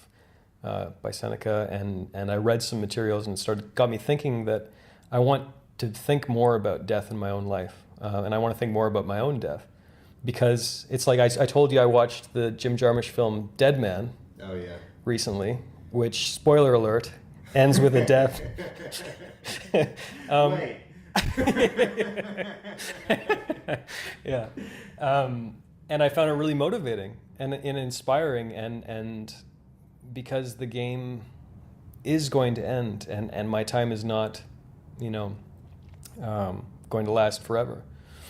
And I think for me personally, when I consider that, and when I have that being a common consideration in my life, I find that my interactions are more lively. Like, I can enjoy this conversation with you, you know, this random string of events that led us to this kitchen. I can appreciate that more, and I can appreciate this moment more, because, you know, we like to put death out of our mind. We like to pretend that, you know, we're going to be here forever, but it's, it's going to end. And I don't know what the next thing will come, but my God, when I look at the gifts that I've been given in my life, and the life that I've led so far, all the things that I've been able to do, there's so much to be grateful for. And there's so much to be grateful for in this moment, and it's not going to last forever, so. But, I mean, I realized, I wrote to a friend, my mother died a few months ago, which is still very raw and enormously painful. And I think I wrote to a friend shortly after that happened that, you know, I wrote about death, and I talked a lot about all this understanding of death, but I was full of shit. I didn't get it. My mom died, and this has been the first major loss I've ever experienced. And it hit me like a brick wall hitting a brick wall. Like, it was utterly shocking, utterly jarring, and the sense of loss and the sense of finality is something that I was not prepared for at all. And I think I understand death a little more now. You know, I think that I'm trying to use this tragedy in my life as sort of an instrument of enhancing my life more, because it seems a lot more real now. It's like, this game is not going to last forever. These beautiful, wonderful people in my life, they're going to be gone someday, and I'm going to be gone someday. And it's like, good Lord, like, what more excuse do we need to really embrace this moment? You know, does that make sense? Yep. Yeah. Yeah. Yeah. So I guess for some time now, I've really tried to keep, I think about my own death, which, yeah, it seems strange to some people, but I find it inspiring. What do you reckon? I like the conversation. I mean, I even feel a bit of a spooky feeling now. In what sense? Well, you sharing that story and with me, it's like,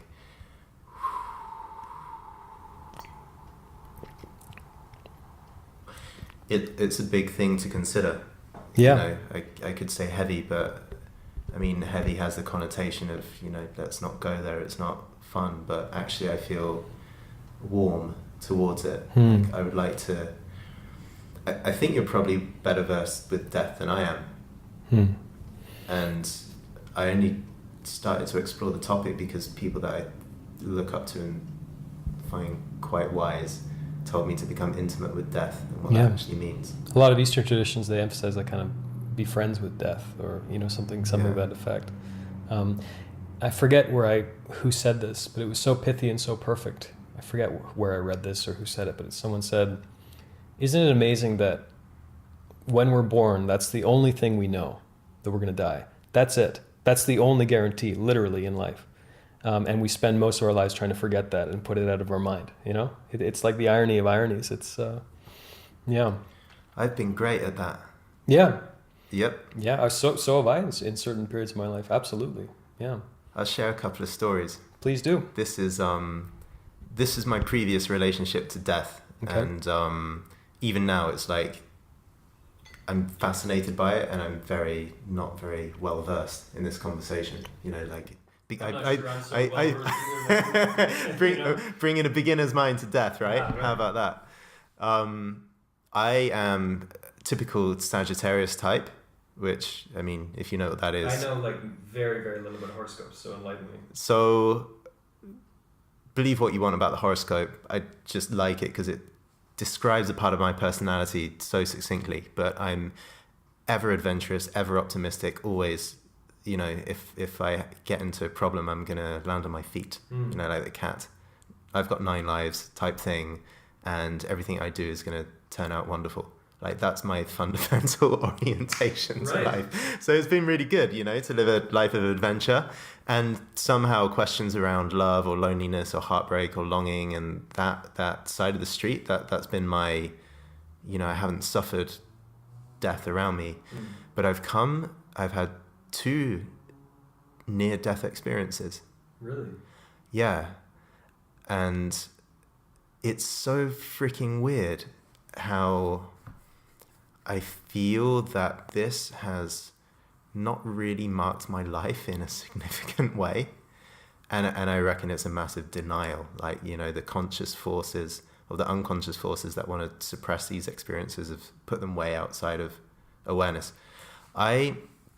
Just before I got to Argentina, like I said before, there were a number of factors that added up for that to be a challenging time in my life. But I got kidnapped in Bolivia. Wow. Yeah. Knife point, gun point. Essentially, we arrived late at night. Bus didn't pull into the terminal as it's supposed to. We couldn't get a licensed taxi. We got one off the street, dropped us off in a back street, and in a very dodgy part of town. And it didn't feel like the hostel. And I shout at the guy, keep going, this is not it. This is your hostel, keep going. Back doors fly open. Guy lands on top of me and my friend, knife in the throat. Car speeds off down the road. Stops, 2 more guys get in. Blindfold, handcuff, pistol in the mouth. Your money or your life. So this is the quintessential South America travel nightmare. This is the thing we all fear when we... Totally. This is the... Yeah, quintessential. Wow. They even made a movie about this called Secuestro Express. It's about the you know, the fly-by-night kidnappings of Venezuela. So we had this in La Paz, in Bolivia. And they took us to an apartment for 24 hours. Handcuffs, foot cuffs. I got the gun, you know, I got pistol whipping, you know, like, give us your fucking bank card details, gringo, we're gonna fucking kill you. Tell us the fucking truth, no fucking in the face. Yeah, and they took all our credit cards, went to the bank, took out money, came back, really pissed off with us. We know you've got more than $200 per card. Like, stop messing around with us. Of course, we've got a bank limit. You can't take out a certain amount in Bolivia because the English bank is going to think that's weird and put a limit on it. So they asked, when can we get more money out? 24 hours, you've got to wait until the limit is renewed. And we waited in the apartment 24 hours, and they were all sat around drinking beer, sniffing coke, watching movies on the TV, making weird ass humiliating conversation with us. So where are you at mentally for this 24 hours? Like, what was that like? I snapped into fueled by adrenaline, so I didn't sleep. Very wired up. I felt hyper responsible because I spoke Spanish and I could get what was going on. My friend couldn't, so I felt guilty and responsible for the whole thing. And I went completely into cooperation. And maybe my Sagittarius thinking is like, oh, this is going to be all right. This is going to be all right. This is going to be all right. It's just the deep-rooted belief. That was more powerful than the fear in that moment. Yeah, I mean, I don't know if I felt afraid. Wow. I couldn't tell that to you because I just imagined that we would be all right and we're going to cooperate, and they don't want to kill us any more than we actually we don't want to be killed. Like, the easiest thing for all parties is that they take our camera, our iPod, our money, and they let us go, and they don't have blood on their hands, basically, because, you're going to have to chop up the limbs and put it in a garbage bag and throw it in the chop. We've all been there. It's not pleasant. Straight out of The Sopranos. You've been in the garbage bag. I've watched a lot of Sopranos, Jordan. Oh, man. It's like Yeah. a lot of mob movies. Shit. Wow. Yeah. So 24 hours later. 24 hours later, they let us go. Yep. They just dropped you off in the middle of town or something? No, on the edge of town. Right. They said, listen, we've got a plan for you, and of course you can't tell the police what happened. You are going to have to we're going to drop you off blindfolded. You're going to count to 10. At the count of 10, take off your blindfold, not before, and you're going to get into a taxi, go to the bus terminal, take the first bus to Santa Cruz, 12 hours across Bolivia, get to Santa Cruz airport, and fly to Argentina. You're going to get out of the country. You're not going to tell the police about what happened. You're not going to deviate from that route that we've set out for you. And if you do, that we'll kill you.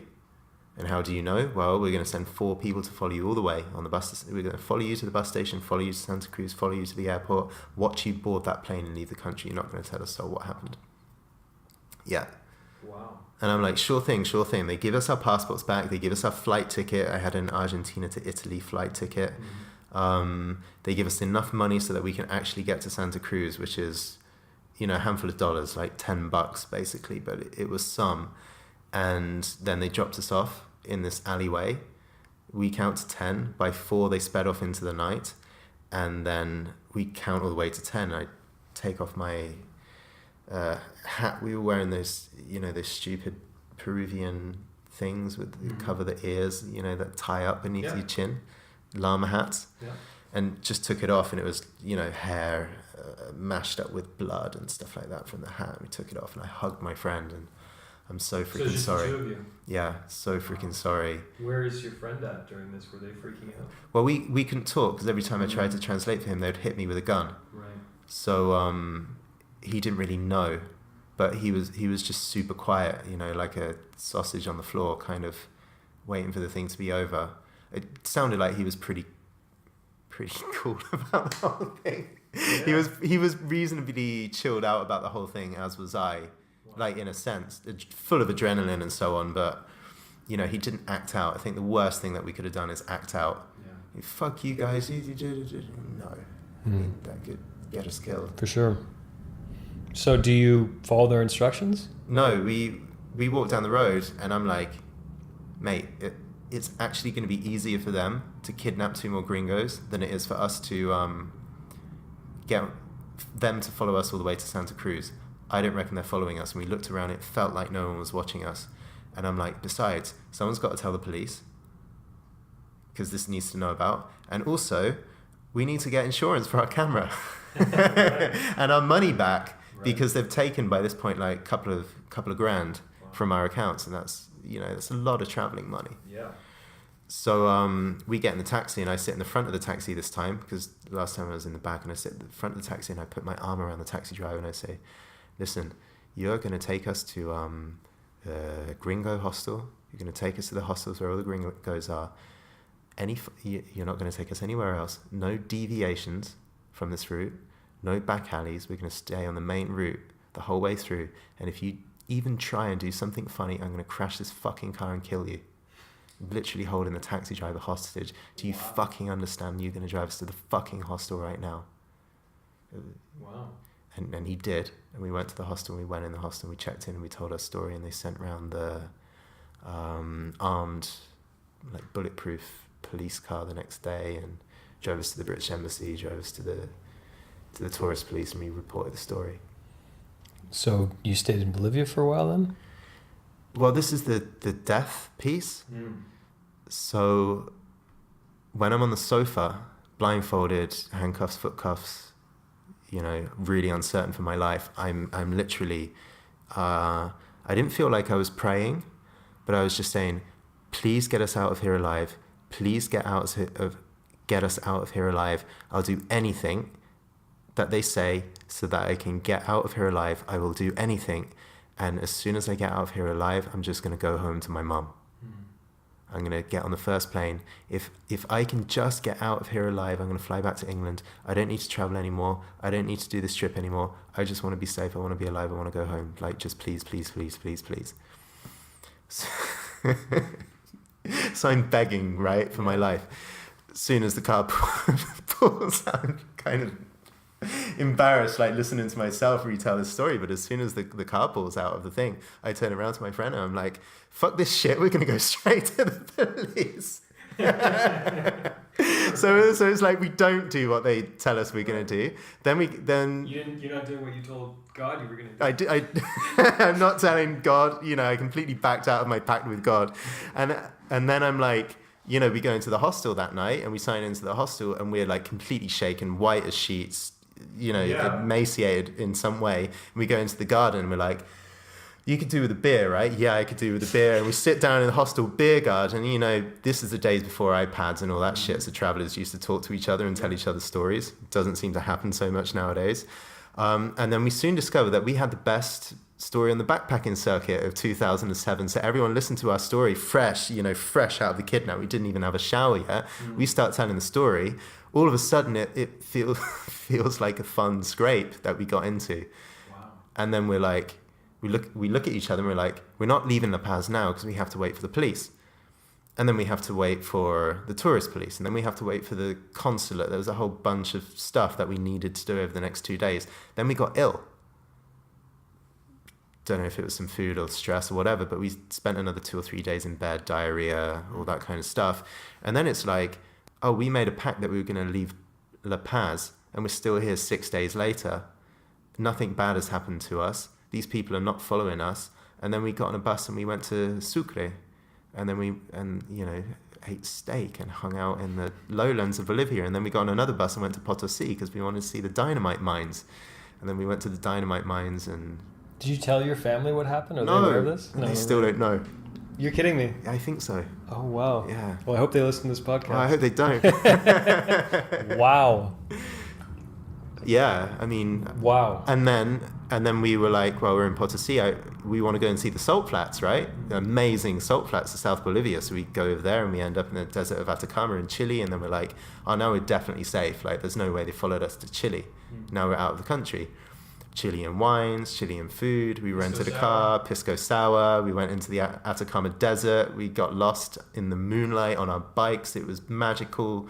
Stars, observatory, just in this desert. We crossed the mountains to northwest Argentina, Salta, Tucumán, Jujuy. Like these provinces are just extraordinary. We rent a car and we drive all the way to Buenos Aires in a car, stopping in all these little villages, eating steak and meeting the locals. That was like one of the best trips of my life. 4 of us in a car, get to Buenos Aires, partying. And do you feel like on that trip, you didn't really take a moment to reflect on what had happened and how you kind of just cheated death, and what does that mean for the rest of your life? You're saying you were just kind of keep moving forward, put it to the back of your mind. Hung out in Buenos Aires, went to Mendoza, and then I lived in Mendoza for a year. So it's like I'm in Mendoza, semi-depressed, not really understanding why, asking my friend for advice on women. He sends me freaking David D'Angelo, but the underlying thing is like, it is something out of place because of that whole experience. And I didn't want to go home. I'm like, no way, I came here to live in Argentina. This is my dream. I'm not going to forfeit like my life because of fear of death. And, you know, even though I made a pact with God and myself and to fly back home, I'm not going to be thwarted by a fucking gang of Bolivian criminals. Yeah. So that was near-death experience number 1. What's number 2? Ayahuasca. Ah. Yeah, it just went very deep. And was this in Peru or? Colombian Amazon. Yeah. Okay. And so ayahuasca, I'm sure most people would know, but for those who don't, it's like a herbal, I've never done it, but it's like, I'm not even sure exactly what it is. It's some naturally occurring tree root. Yeah, right. Yeah. It's interesting. I was talking to a friend recently who has been struggling with some depression, and she's pretty convinced that an ayahuasca ceremony is what brought that on, which kind of goes against a lot of my perceptions about ayahuasca and what its possibilities. But what was your experience like? I've always felt very fortunate with my experiences with ayahuasca. Luckily, I noticed that I got... the first one was very subtle. I had it in Argentina. The effects were amazing. Have you seen a movie called Limitless? I know of it, but I haven't seen it. It's Bradley Cooper, this miracle drug thing? Is that right? He takes a tablet and then he's 100% full potential. And everything he puts his intention on just happens instantly. Right. It's like, what would you do if you're a complete Superman? I felt like that after ayahuasca. Wow. System detox reset. I was fully powered. And so then I realized I had the craving for it. I want to do another one because the effects naturally dropped off. I want to do another one, and I saw, oh wow, I've got a bit of a craving for this thing. Like, there's a sense of dependence, and that's probably not a good thing. And luckily, I saw that early enough. So I've done maybe 6 or 7 journeys in my life, but after I had maybe 4, it was like, no, Jordan, you know what? This could be a really, really dangerous path to go down. Because I was young, and with ayahuasca, there is, you can take it in the context of deep healing and wisdom, and you can take it in the context of drug tourism and a crazy story. And I think these things are not to be trifled with. Seriously. And I know it's all the rage. I'm going to go to Peru and take ayahuasca. It's the thing. Right yeah.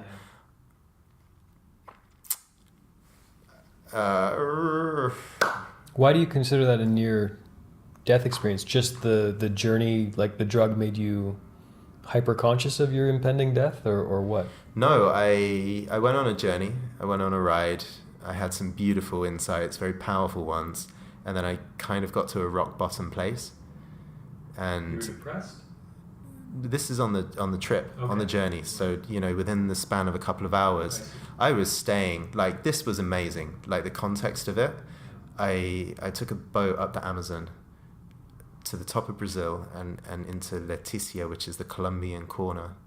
It's just popping over the river before you enter Peru. And I got there and I looked around. I was like, I want to take ayahuasca here in the jungle.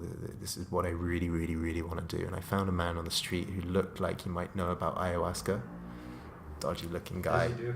And then I asked him, hey, do you know about ayahuasca? And he made me wait a couple of days, and then he gave me some instructions. And he basically said, go down to the port, not the main one, the local port, and take a boat up the river. Take the boat up the river. There's only going to be locals on it, and you go up there on the 3rd stop. It'll take 1 hour. On the 3rd stop, get off. And you'll notice your stop because there's a policeman standing there with a gun. And you just get off and you walk past the policeman and walk through the jungle. There's a little trail. And you walk through the jungle, and you walk through for about an hour, and then you get to an opening, and then there's a bell. And there's an opening with a lake and a bell, and you ring the bell, and an old man will come and get you on a canoe. And you go into the canoe, and the old man will paddle you through the jungle for about half an hour, and then you'll get to the finca of the farm of Don Rogelio, and he's the guy, very authentic, 68-year-old shaman, medicine man of all varieties of medicine, had an extraordinary garden. He had 10 sons and none of them wanted to learn his wisdom, which was heartbreaking. That's interesting. Yeah, they were seduced by the town, the city, the internet, mobile phones. Right. 10? All 10? 10 sons. Wow. Yeah, no one wanted to learn his old, folk wisdom from the jungle.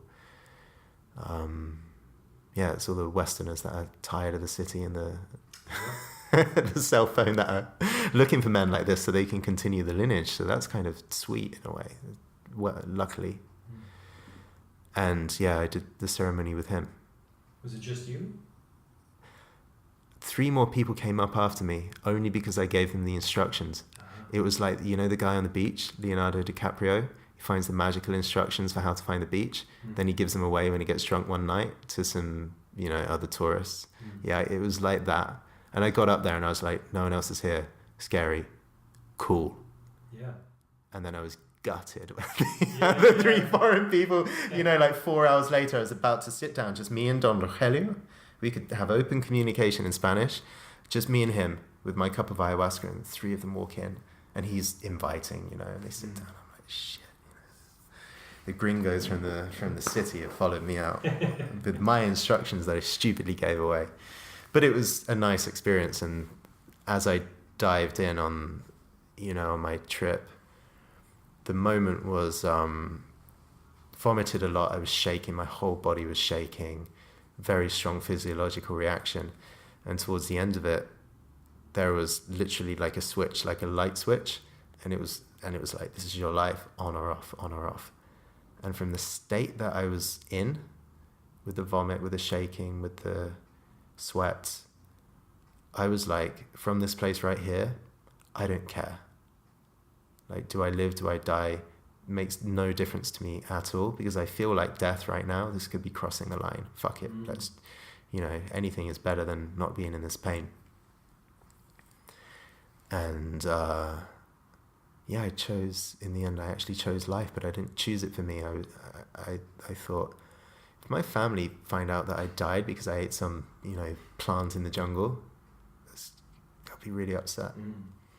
So that's the only reason why I pressed on. Wow. You may have said this already, but was that the last time you did it? No, you did it after that. And you decided to stop because you felt like we were talking about during the break, my possible coffee addiction. Did you feel like you were like forming some sort of like addiction? Yeah. Potential for it. I mean, I didn't do too much, but I had. Do you think that's common with ayahuasca? Like people getting kind of addicted to that high? Depends on the individual coming into it, but I've known people that have, had 100 journeys. Wow. And outwardly it doesn't feel like they're any more grounded into this planet and ready to make a beautiful impact to culture or their relationships. Like, I've met people that were just as stuck or limited, trapped by their own, being in their own head, by their own limitations and problems in life. I think it's an easy escape. Hey, I'm not gonna participate in my life. I'm gonna go and heal myself in the jungle. So some people genuinely have got the maturity and the guidance to go and heal, and then some people can get lost in that whole world for years and years and years. It takes an incredible amount of discernment, I think, to navigate that world, and discernment you don't often have before you dive into it. You get it along the way. And so the woman, Melissa, who is going to be my partner for running the Vision Quest, she was deep in that and spent months and months and months working with different plant medicines in the jungle, and luckily had good guides. She's come out the other side now and is like, no, actually, I'm much more passionate about the Vision Quest. I'm much more passionate about the Temazcal, the sweat lodge. These feel much cleaner, and they can have just as big or bigger impacts without the potential. Like, you're not ingesting anything. It's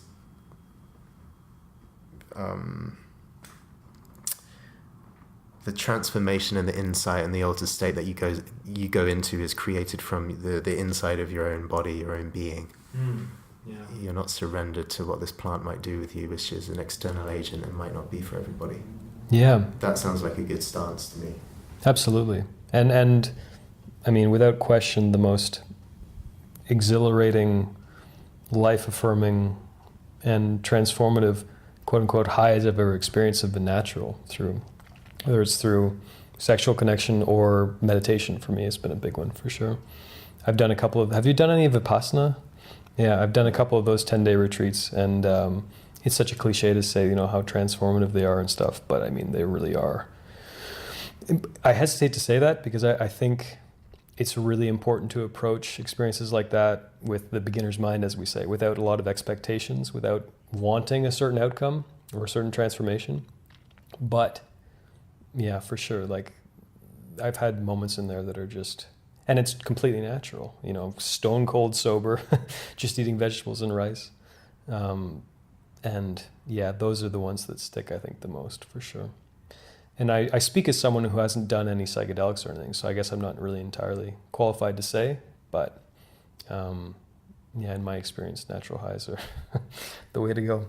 But I guess it's probably inaccurate to call it a high, but anyway, transformation, natural transformation, perhaps we can say. So tell me a little bit about your next adventure. So correct me if I'm wrong, but you're doing a vision quest before you're facilitating one later this year, right? And what exactly is that going to entail? You told me a little bit about it, and I'm particularly intrigued by the sweat lodge aspect, because I've heard that expression a lot, but I'm not exactly sure what it involves. Like, could you just talk a little bit about that? Sure. So we run in the Ars Amorata a online mastermind program. So Zan and I lead. It's 3 months right now. We're going to turn it into 6, so we can really convey everything that we want. So we're going to have a 6-month online mastermind journey with a lot of preparation. How to investigate your relationships with women, your authenticity, your vulnerability, your dark side as a man. What's in your closet, sexually speaking, and what kind of things can you actually embrace, live out, enjoy? How can you become much more whole in your relationships with women and then yourself? And at some point in all these experiences, the learning has to drop into the body. Has to be a way where, okay, I've thought this, I tried this, I practiced this, I've had these discoveries, but I want a full kind of cellular level integration.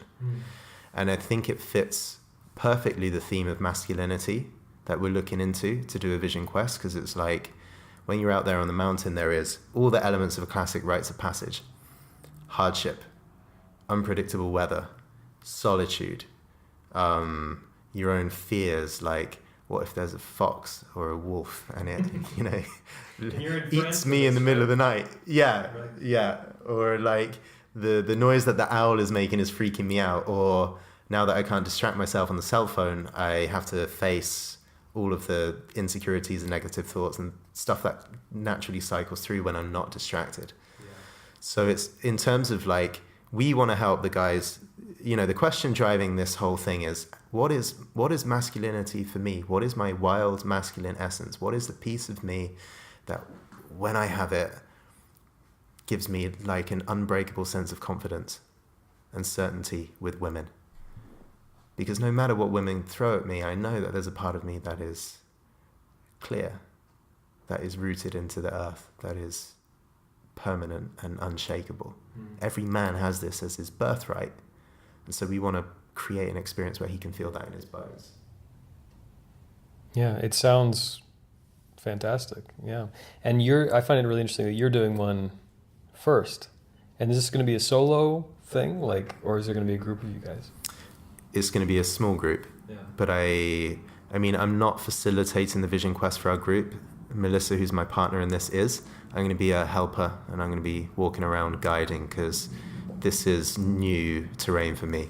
Yeah. So I'm going to be coaching and leading the group for 6 months, and then it's, okay, Melissa, who, you've got a decade of experience doing this kind of thing, you lead this thing, and I'm going to be sat on her shoulder watching. Right. But I want to know what it's like firsthand.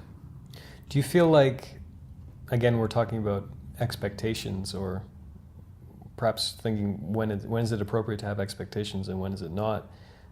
Do you have expectations for your experience of that? Like, are you looking for a certain transformation? Are you looking for an answer? Yeah. And you're trying to tap deeper into that essential Jordan masculinity that's different from my masculinity, that's different from everyone's masculinity, like the essential Jordan that is Jordan's masculine soul. Jordan's masculine soul. Uncorrupted, unshakable masculine soul. I've written a list of intentions which I would like to happen. Okay. Almost a bit like a Christmas list of outlandishly brilliant things that I want for my life. So like I'm charging my process up with that stuff for sure. Like I want to claim the full fruition of the next stage of my evolution as a man, for example. I want to have an experience of the highest state of consciousness, like a peak experience beyond anything I've had in my life before. So this is all the stuff that I'm asking for and I'm intending. But, you know, I don't know if that's going to come true. I might just come off the mountain and, you know, dust myself off and be like, oh, can I have a cup of coffee? That's all right, but I was getting a bit bored by the end. Sure. You know, like there might be an underwhelming thing to it. But rites of passage wise, I've been studying the work of Bill Plotkin. Yes. Who I mentioned to you the other day, who, I don't know, every now and then a new author or thinker or teacher comes on, well, at least comes onto my path and just expands my mind massively. And he talks about developmental stages in a person's life. And I feel like I've been on a big spiritual, what he would call an underworld journey for about 4 years, nearly 3-4 years, really trying to, you know, dive into the depths of my soul and my psyche and have spiritual experiences. And how has that been manifesting? Just like a lot of yoga or a lot of meditation, or like what kind of things have you been doing? Just reading a lot, or? Oh, it's been a full scale change of life. Yeah. Yeah. How so? I made tapping into and embodying the next stage of consciousness. I made that the primary focus of my life. Wow. Because I knew that if I do this journey, like it's been more of a primary focus than work or anything like that. So I've been doing Ars Amorata things, of course, but my focus has been here on this part of my growth. Because I knew that, well, I just had to do it. Comes calling. And so traveling the world, spiritual retreats, meeting with spiritual teachers, hanging out with completely new people, practicing spiritual practices. Yoga has been a part of it. Deep relationships with people on a similar kind of path, exploring like the most full-on nooks and crannies of relationship. You know, some people say relationship is a spiritual crucible because if you intend so, you can learn more about yourself in a relationship with a conscious woman than you can anywhere else. So I've been entering into relationships with, you know, like direct, full truth and intimacy on the table, learning, very, you know, difficult and disturbing things about myself along the way. So on all fronts, yeah, making that my first priority. And I feel that I've had glimpses of spiritual states of consciousness, like the emptiness, the void, transcendent moments.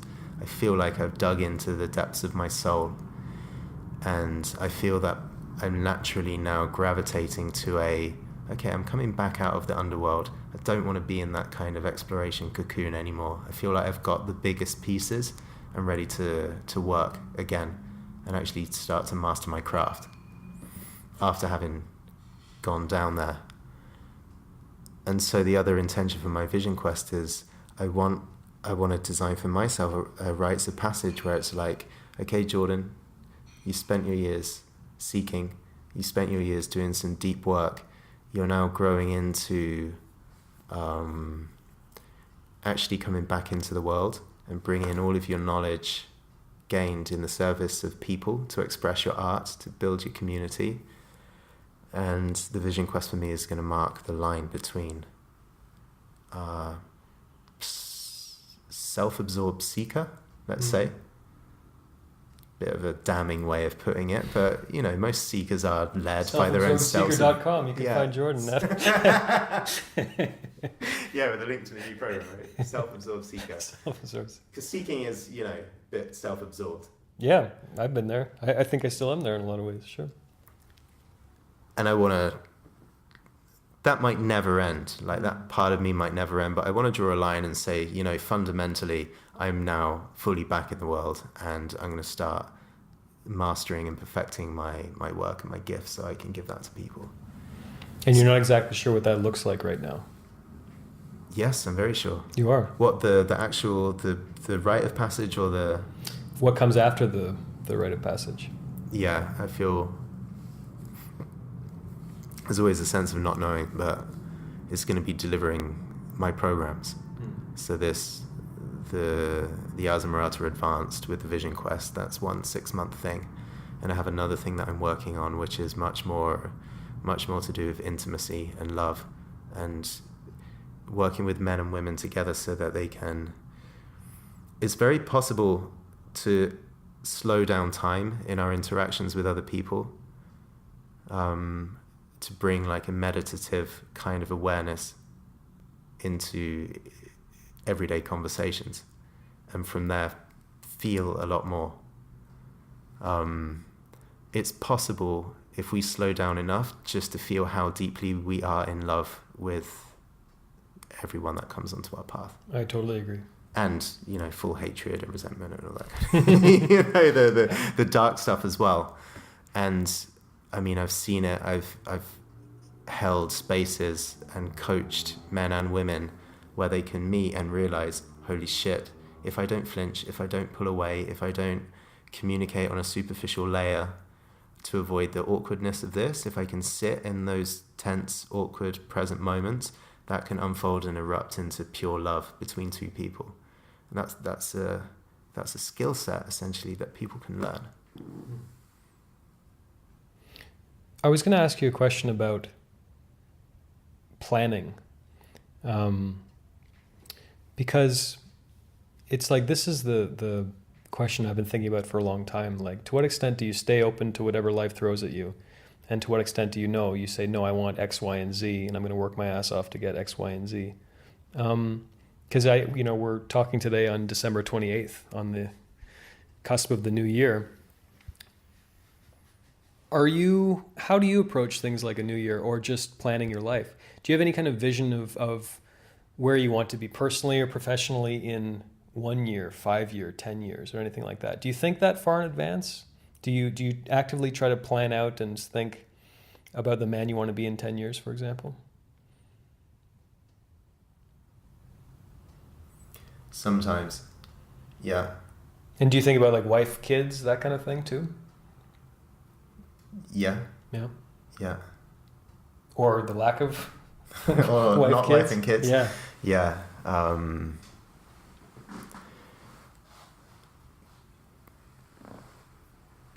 Because the planning thing's a bit of a tightrope, right? In what sense?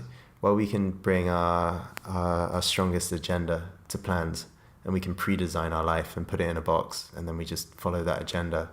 And there's a power in that, right? We get to carve our way through life and decide the path that we make. But there's a huge limitation, which is the more I doggedly stick to my plans, the more I miss the serendipity. And I think that there's a risk of deluding ourselves in that process into believing that we have way more control over things than we actually do. More control over life, more control over other people. You see what I mean when you go too far down that planning route? Yeah. Yeah, we close ourselves off. Like we make ourselves. This is one of the biggest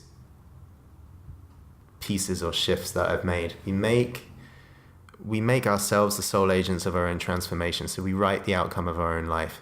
That's way better than being a victim. Yes. But the ways in which life can transform you are way more grand than anything that you can think for yourself.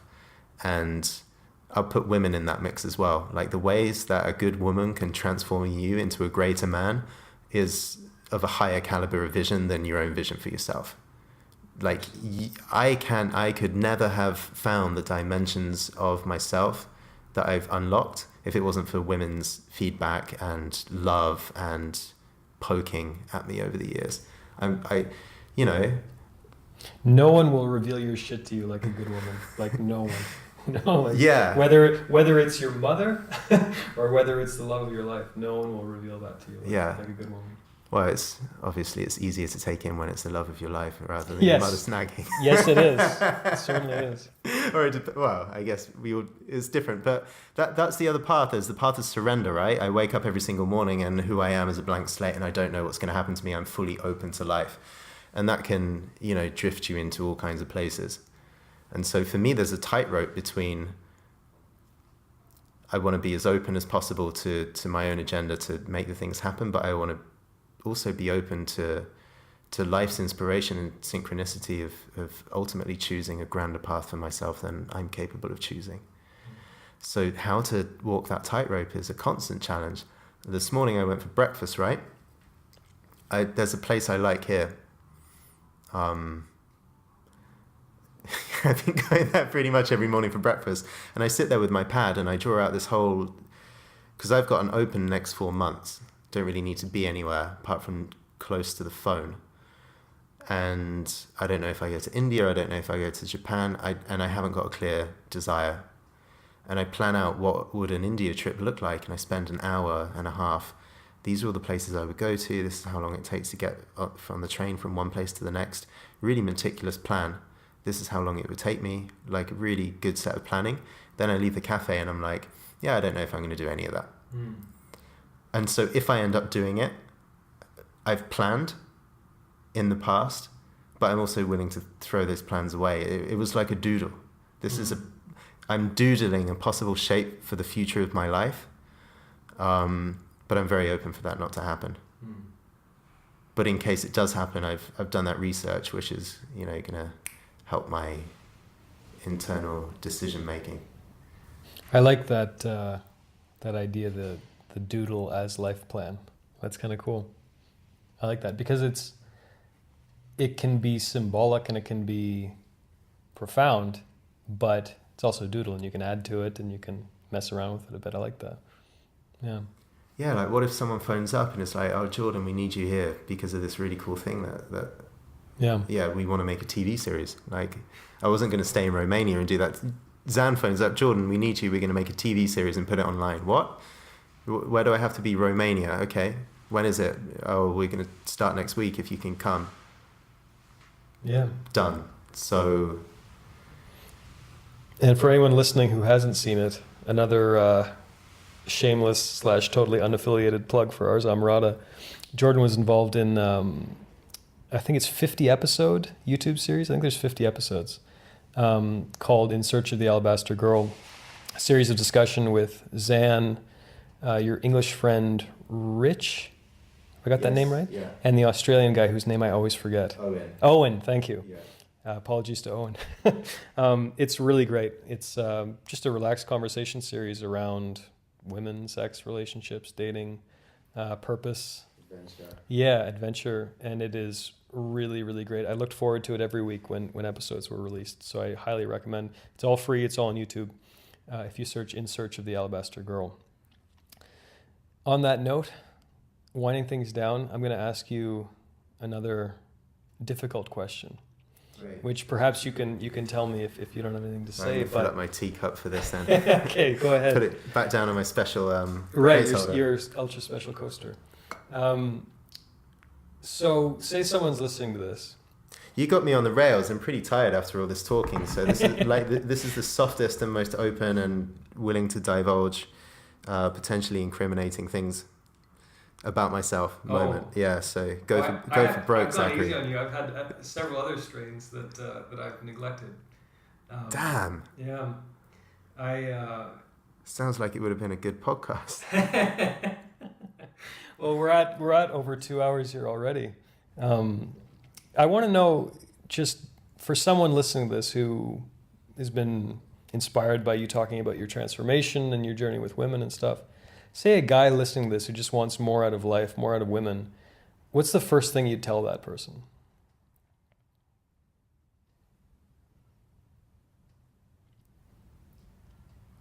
Read The Alabaster Girl.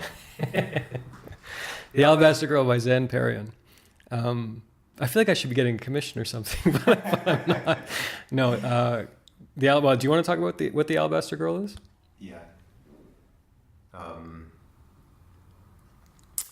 Zan, who I work with, who created the Ars Amorata message, he came out of he grew up in the woods in northern Canada, right? Fellow Canadian. Yep, and he came out of the woods when he was about 19 and went to the big city, and I think was completely ill-equipped to deal with the sophistication that a big city brought and understanding with the women there as well, and he fell completely in love with women.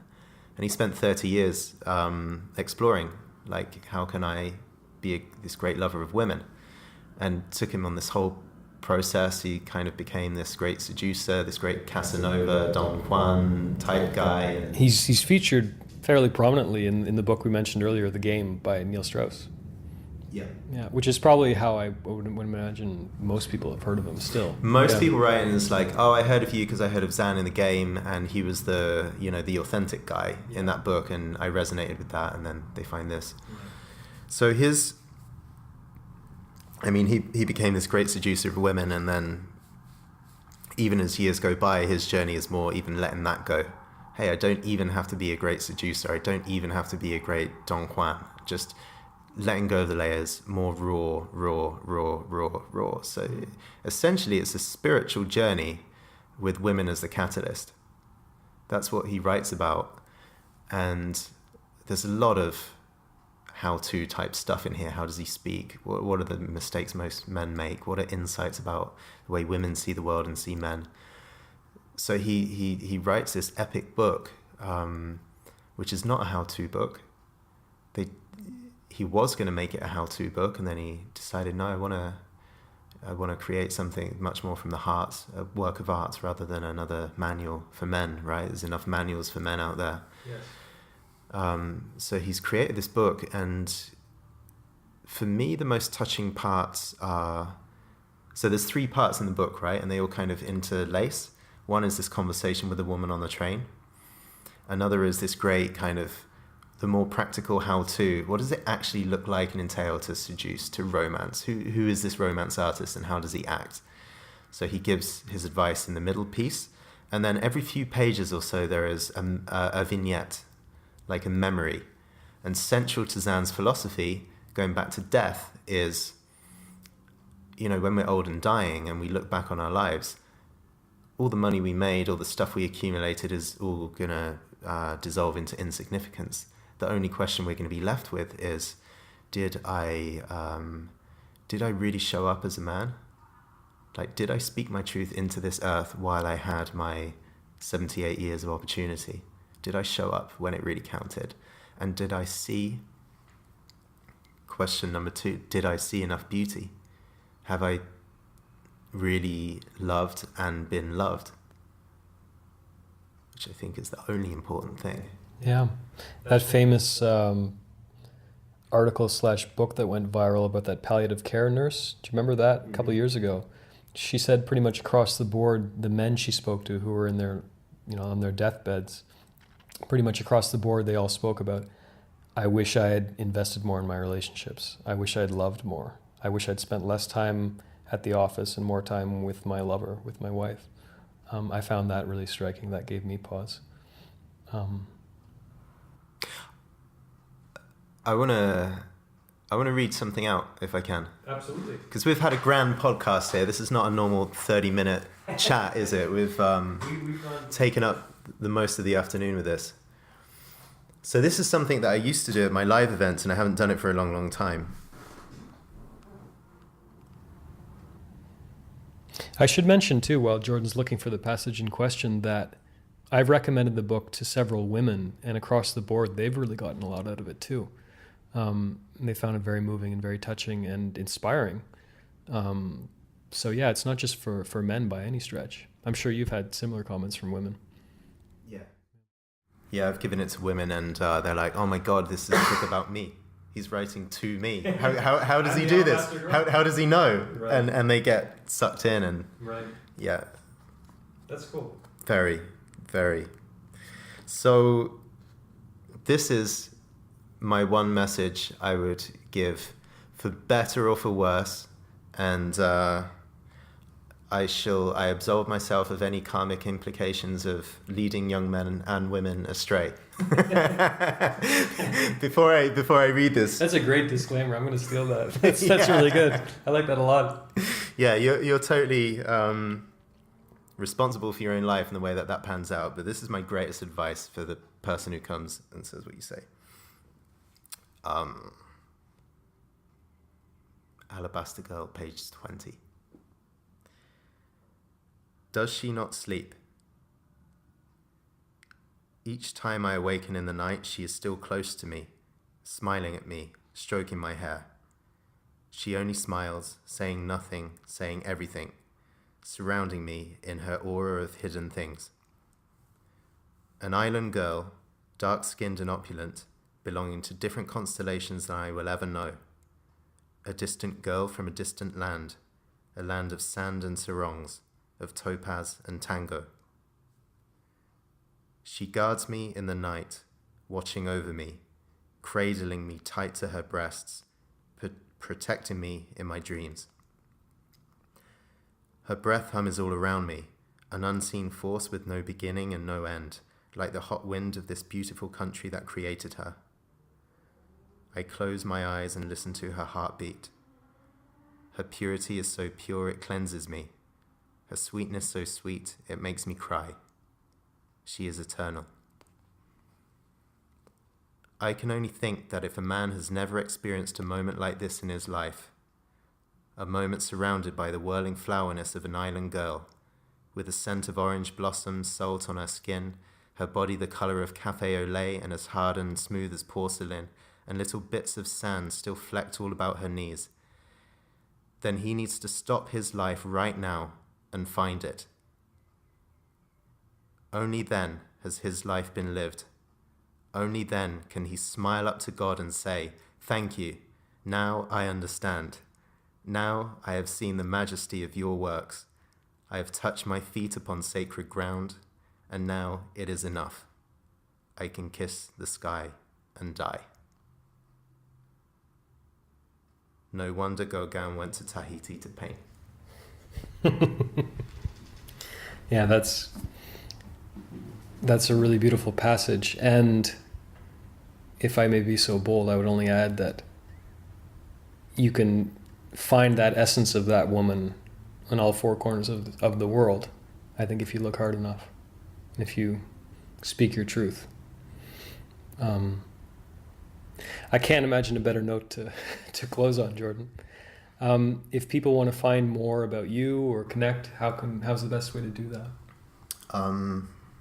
Arsamorata.com is the home of everything that we're doing. You can find out about the Amorati community, the Alabaster Girl, the book that I just read out, and look at our events and programs that we do. And if you want to speak to me specifically, just write to Jordan at arsamorata.com or look me up on Facebook. Very cool. Jordan, this was an absolute pleasure. Thank you very much for being here today. Pleasure's mine. Thanks, brother.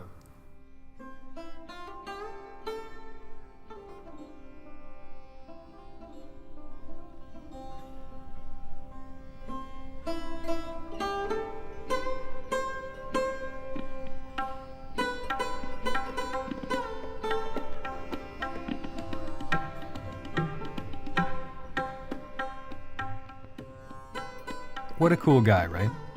Yeah, I really like sharing the same space as Jordan and listening to his insights on these topics. I really like talking to him, and I hope to get him back on the podcast sometime in the not too distant future. And a quick reminder that if you enjoyed this conversation and you'd like to learn more about Jordan or Ars Amorata or anything we talked about in today's episode, please go to humansinlove.com, where you can find show notes and links to everything we discussed. A quick note before I let you go that if you're enjoying Humans in Love and you'd like me to continue making new episodes, please take 23 seconds out of your day, use your podcast provider of choice, and go to Humans in Love, leave a rating and a review. They mean a lot to me, and they are really appreciated as I continue to hopefully spread the word about my new podcast. Thank you very much to everyone for listening. Before I let you go, remember that life is short, my friends, all too short. So be sure to embrace every single moment. I'm going to go do that right now. I think I'm going to get in the bicycle and enjoy some of this beautiful fresh air, sunshine, all those good things. I will talk to you next Tuesday.